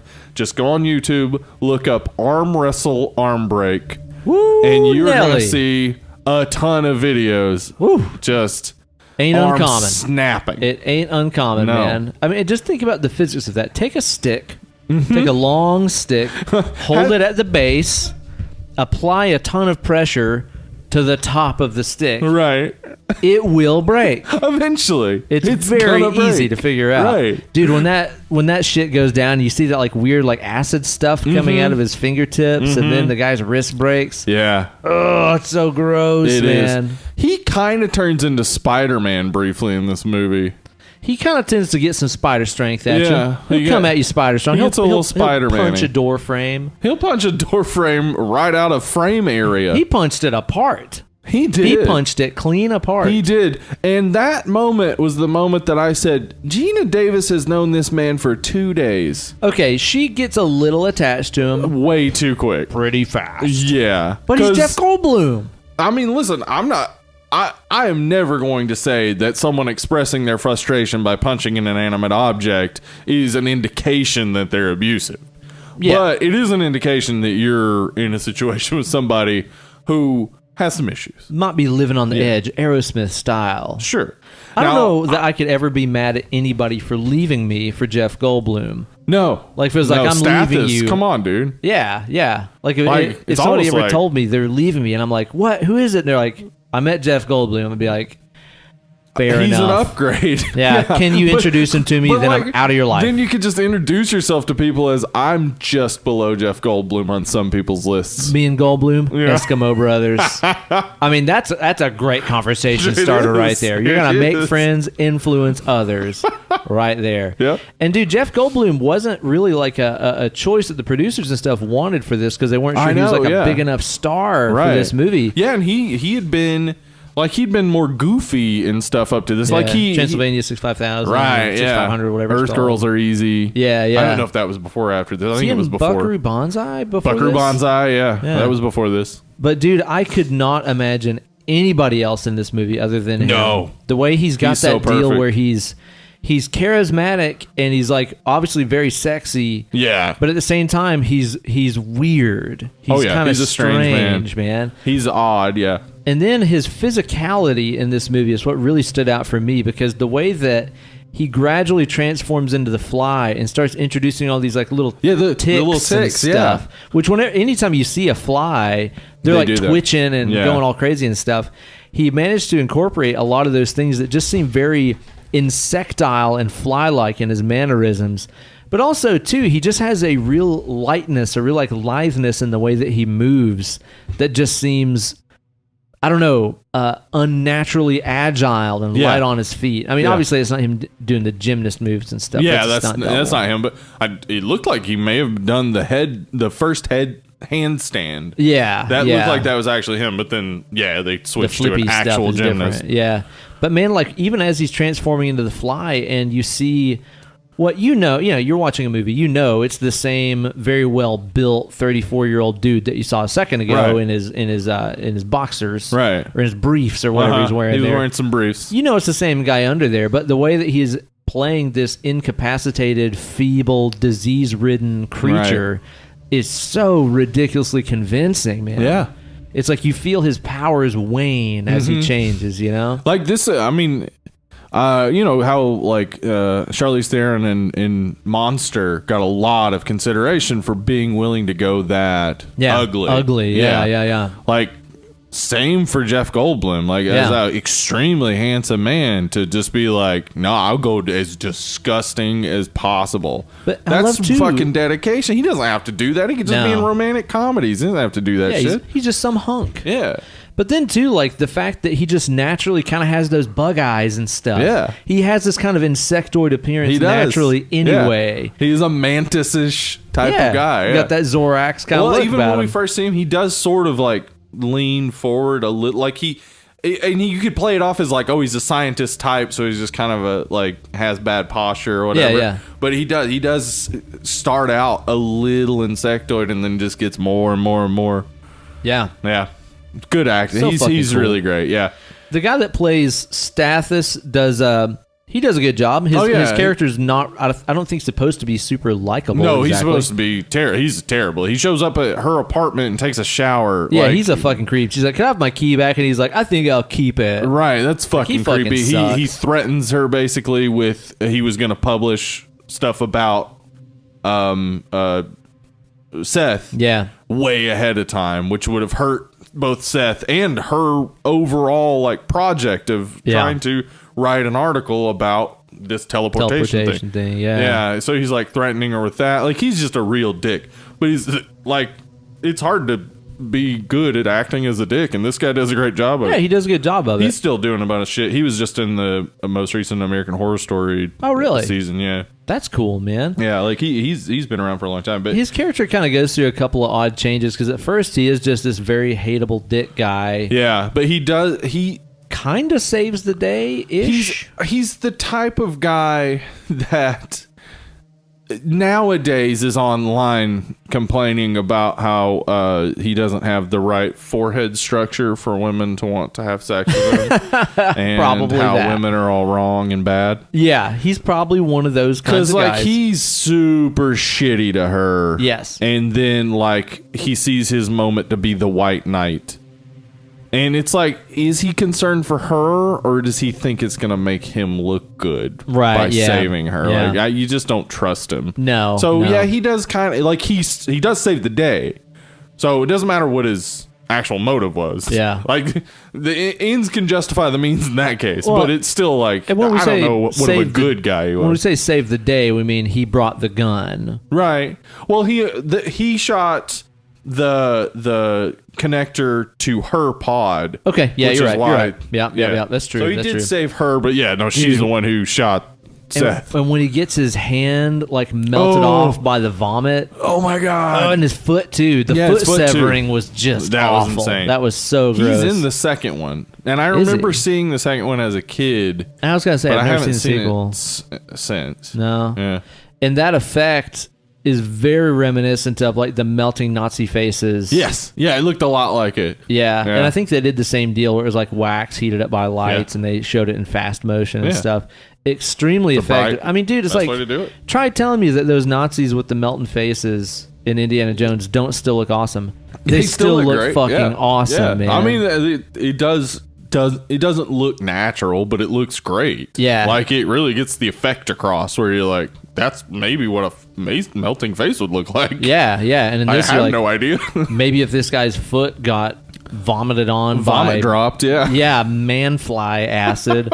Maybe that's what it would look like. I don't know. The vomit, like, if Seth Brundle had in fly form become a professional wrestler, his finishing move would be the vomit drop. Yeah. I like that very much. Well, hey, but side note about Razzlin'.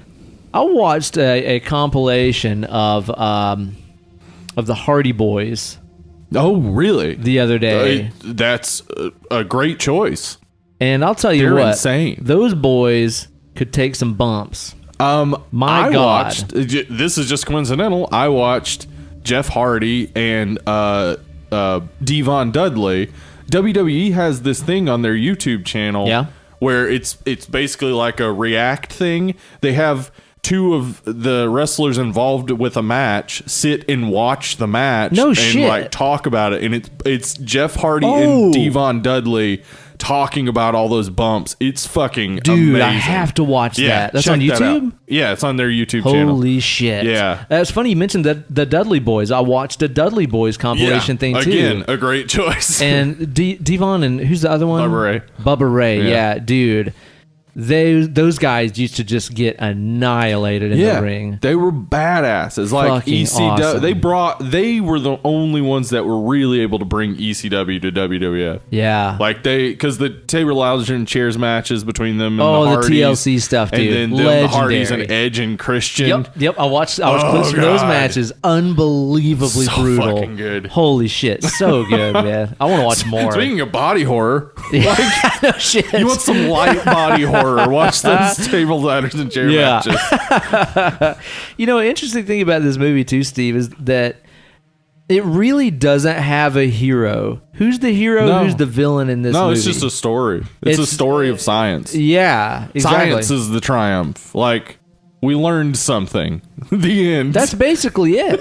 I would accept if the ending had been David Cronenberg, like it just froze right there after she shot him.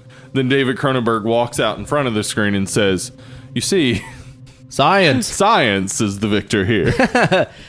Credits.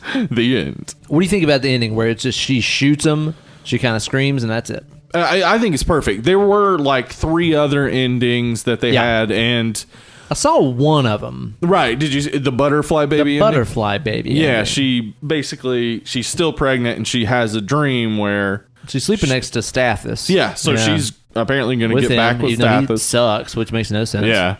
And she has this dream about a baby that she has, and the baby has butterfly wings. It kind of flies away.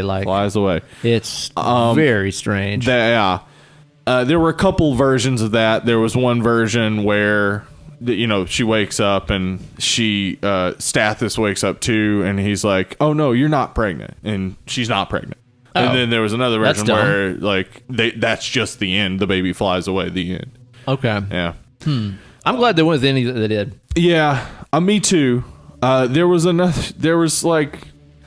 so many ideas that came from this. Like, there is a sequel to this that is actually directed by Chris Wallace, the special effects guy. Nice. Yes, and I do recommend it. Even though I haven't seen it since I was a kid, I remember liking it as a kid.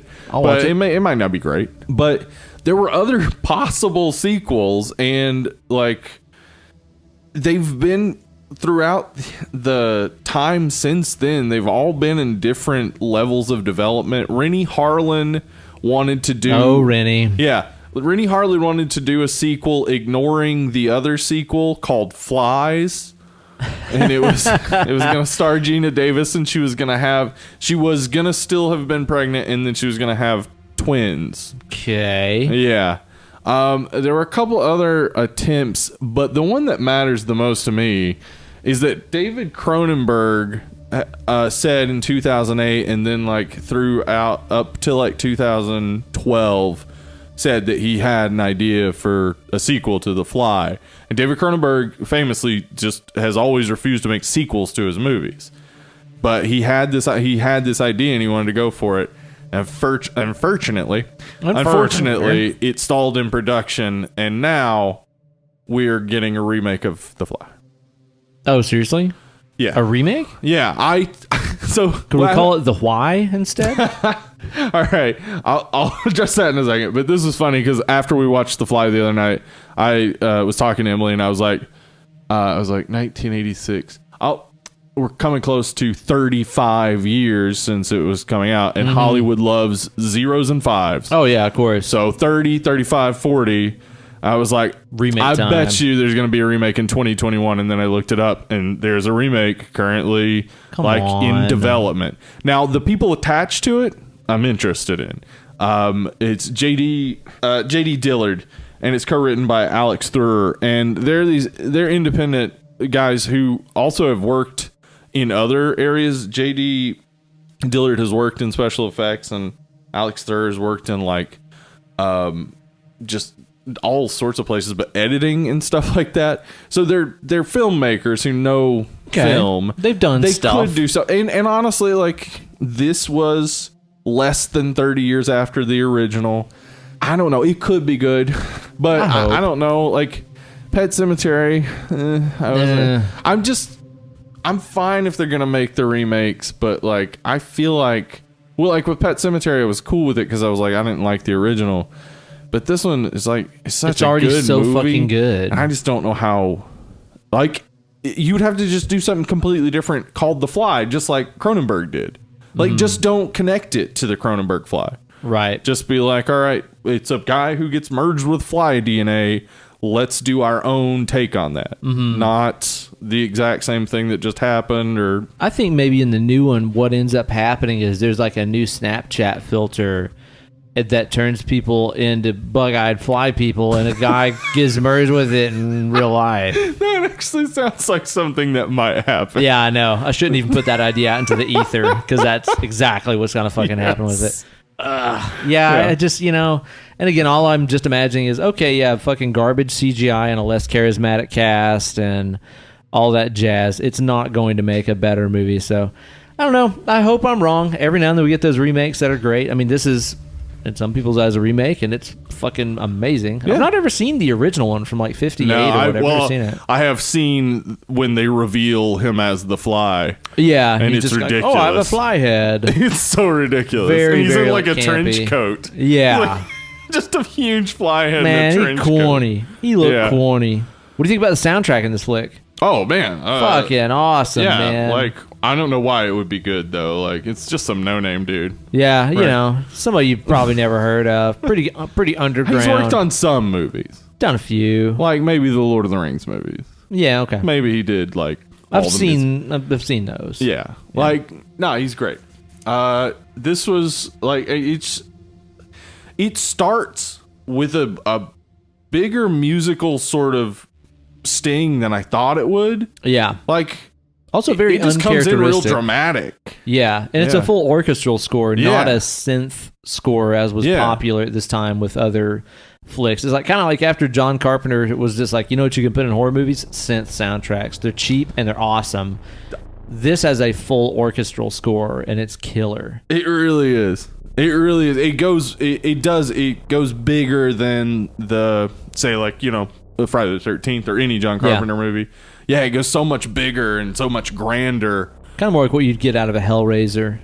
Yeah. You know? Yeah, it did. Yeah. That's actually pretty spot on. Like, it reminds more of that first Hellraiser movie. Yeah. That was Christopher Young, I think, did that. Yeah, that was Christopher Young. Yeah. There was an opera, 2000. Okay, you sent me a link to this, and I didn't get to watch it earlier because I was teaching. There was The Fly opera. Because the thing is whenever you're watching this and you're going, okay, there's basically 3 people in this movie, and there's maybe 4 different sets, like lab, restaurant, doctor's office, science convention at the first, like mall. There's a shopping mall scene, right? Like, there's basically minimal sets and minimal actors in this. You could sit here and go, yeah, this would be an easy one to make into a play. They made an opera. Yeah, Howard Shore wrote an opera. I mean, it's not musically related to his score. Oh, for this really? Movie. So Howard Shore just, I don't know, I guess he saw something in it. He wanted it to be an opera. I think he worked with like Pavarotti or something. Oh, Pavarotti. Yeah, but like, Cronenberg was like all for it. Like, of course he is. Why wouldn't he want The Fly to be an opera? That sounds like the world he lives in. Like, in his head, The Fly was an opera. Yeah, it already was. What do you mean? He was like, fine, if you want to make it again. You want to make a Fly porn parody? The original was already porn. It's all sexual. You wouldn't even have to change the name, technically, for a porn parody. Yeah? Just The Fly. I mean, Zip. Talking about Zipper, yeah. That's funny, man. How was that opera received? Pretty well. Yeah? It was performed in France first, and then has been performed in L.A. Huh. It's been received pretty well. Though the bit I saw, I was like, corny. Corny is the exact way to look at this. I would imagine so, man. Dude, it's a fucking awesome movie. I love it. It's this crazy flesh obsessed. The flesh. All that flesh. Flesh is such That's a big his deal. favorite word. He loves that flesh. You think you taught me about the flesh? He says. You need to drink deep from the plasma pool or drink whatever he deep. says. That is his delivery of that. I know. Was insane. Because he seems to really believe what he's saying, and you're like, what the fuck is he talking about? He's just like, because he knows, because I don't know, because like Jeff Goldblum is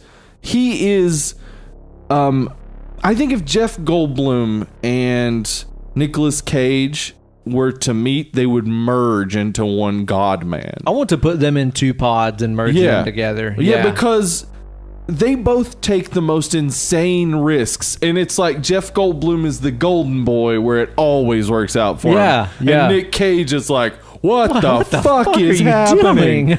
But they're both so compelling. Yeah, like, and they're both the same person all the time. Yes, all the time, which is you don't know what they're going to be. Exactly. Yeah, though I hear meeting Jeff Goldblum is a treasure. Like, the man is just very kind to everyone and very funny. Dude, He's the best. I love him. He's a king of kings. Mm-hmm. I love this movie, dude. Like, I had watched this once before. I think I'd only seen this one time before this. And it would have been, man, that would have been like while I was in college. It's been forever ago. Yeah. So watching this the other night, it might as well have been for the first time. There's like just scant elements that I kind of remembered. But the whole arc of the story and a lot of the memorable scenes, I had totally forgotten. I will watch this movie many, many more times. It's so well paced. It has nothing that it doesn't need. This is a perfect.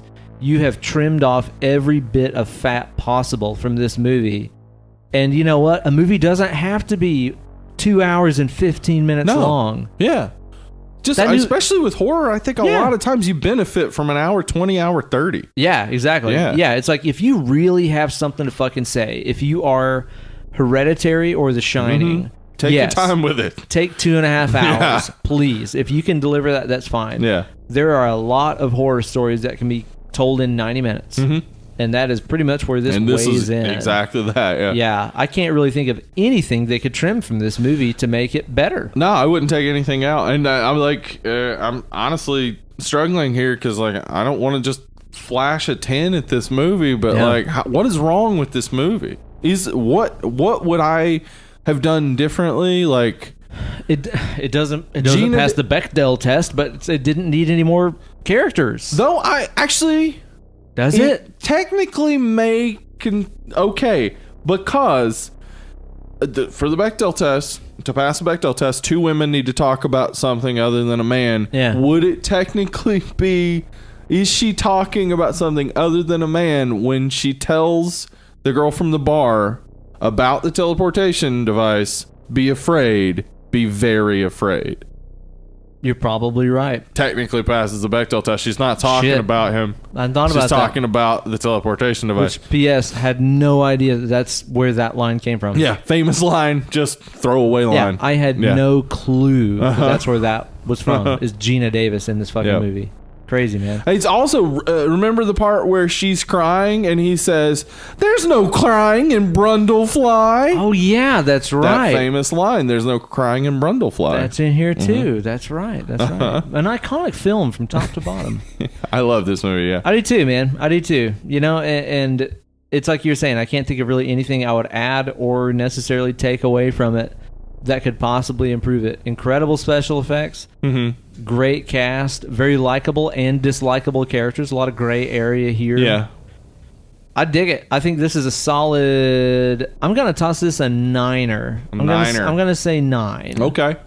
I think for me, I mean, because like this is an enjoyable watch too. Like, yeah, it is. It's not a grueling. That's something I forgot to mention too. It's funny. It's funny. Yeah. There's some humorous stuff in here. If Jeff Goldblum's gonna be in there, he's gonna say something funny and charming. Yeah, yeah. But it is Gina Davis as well has her funny and charming lines. Like they even Stathis says some stuff that's like, yeah, no, it's funny. Like it's got the humor throughout. It's got that body horror. It's got just. I don't know, man. Like, I would say maybe the knock against it is that it actually, I don't feel fear because of it. Yeah. Like, it doesn't scare me as a movie. It intrigues me. Yeah. It draws me in. Some of those things are real gross and disgusting, but I don't know if it doesn't hit, like, the exact fear button. Yeah. As I'm watching it, I'm just trying to figure it out more than anything. So it's not perfect, but I'm going to give it a 9.5. Yeah. I can totally back that, man. I look forward to hearing what our viewers' thoughts on this movie were. You guys be sure to let us know. If you're listening to this on YouTube, let us know in the comments. If you're listening on your podcast app of choice, be sure to rate and review on iTunes. And then drop us some feedback over on that Facebook group and let us know what you think about this movie. You can find it by looking for Dead and Lovely on Facebook. Yeah. Just try. You'll find it. Yeah, I think it'll probably be the first thing that pops up. Very likely. You can also find us on Instagram and Twitter at DeadLovelyPod. And we got a Gmail account. It's deadandlovelypod@gmail.com. Yes, indeed. Now, Steve, what are we going to be talking about on the show next week? Rennie Harlin's masterpiece, Nightmare on Elm Street 4. Yes. It is. I mean, It probably is the best thing he's ever done. And we've had a bit of a theme this month too, like where it's been about death, dying, and bodies breaking down. Okay, yeah. And Nightmare on Elm Street actually brings in some of that body horror. It kind of does. That wasn't there before. You're not wrong about that. I'll look forward to hearing all of your thoughts on it next week on the show. So you guys be sure to tune in then for Nightmare on Elm Street Part 4. Be watching so you can take in this review with a fresh glow upon this movie. It's okay. It's all right. It's all right. Yeah. It's not terrible, but not it's okay. mind-blowing. Yeah. Well, thank you guys as always for listening. You all have been just the delight of my life. You really light up my world. Aww. You bunch of dead and lovelies. Meanwhile, we have been Uncle Beard on Hollywood Steve. And we'll catch you guys next time on Brag and Blog Blee. Blah, blah. Blah.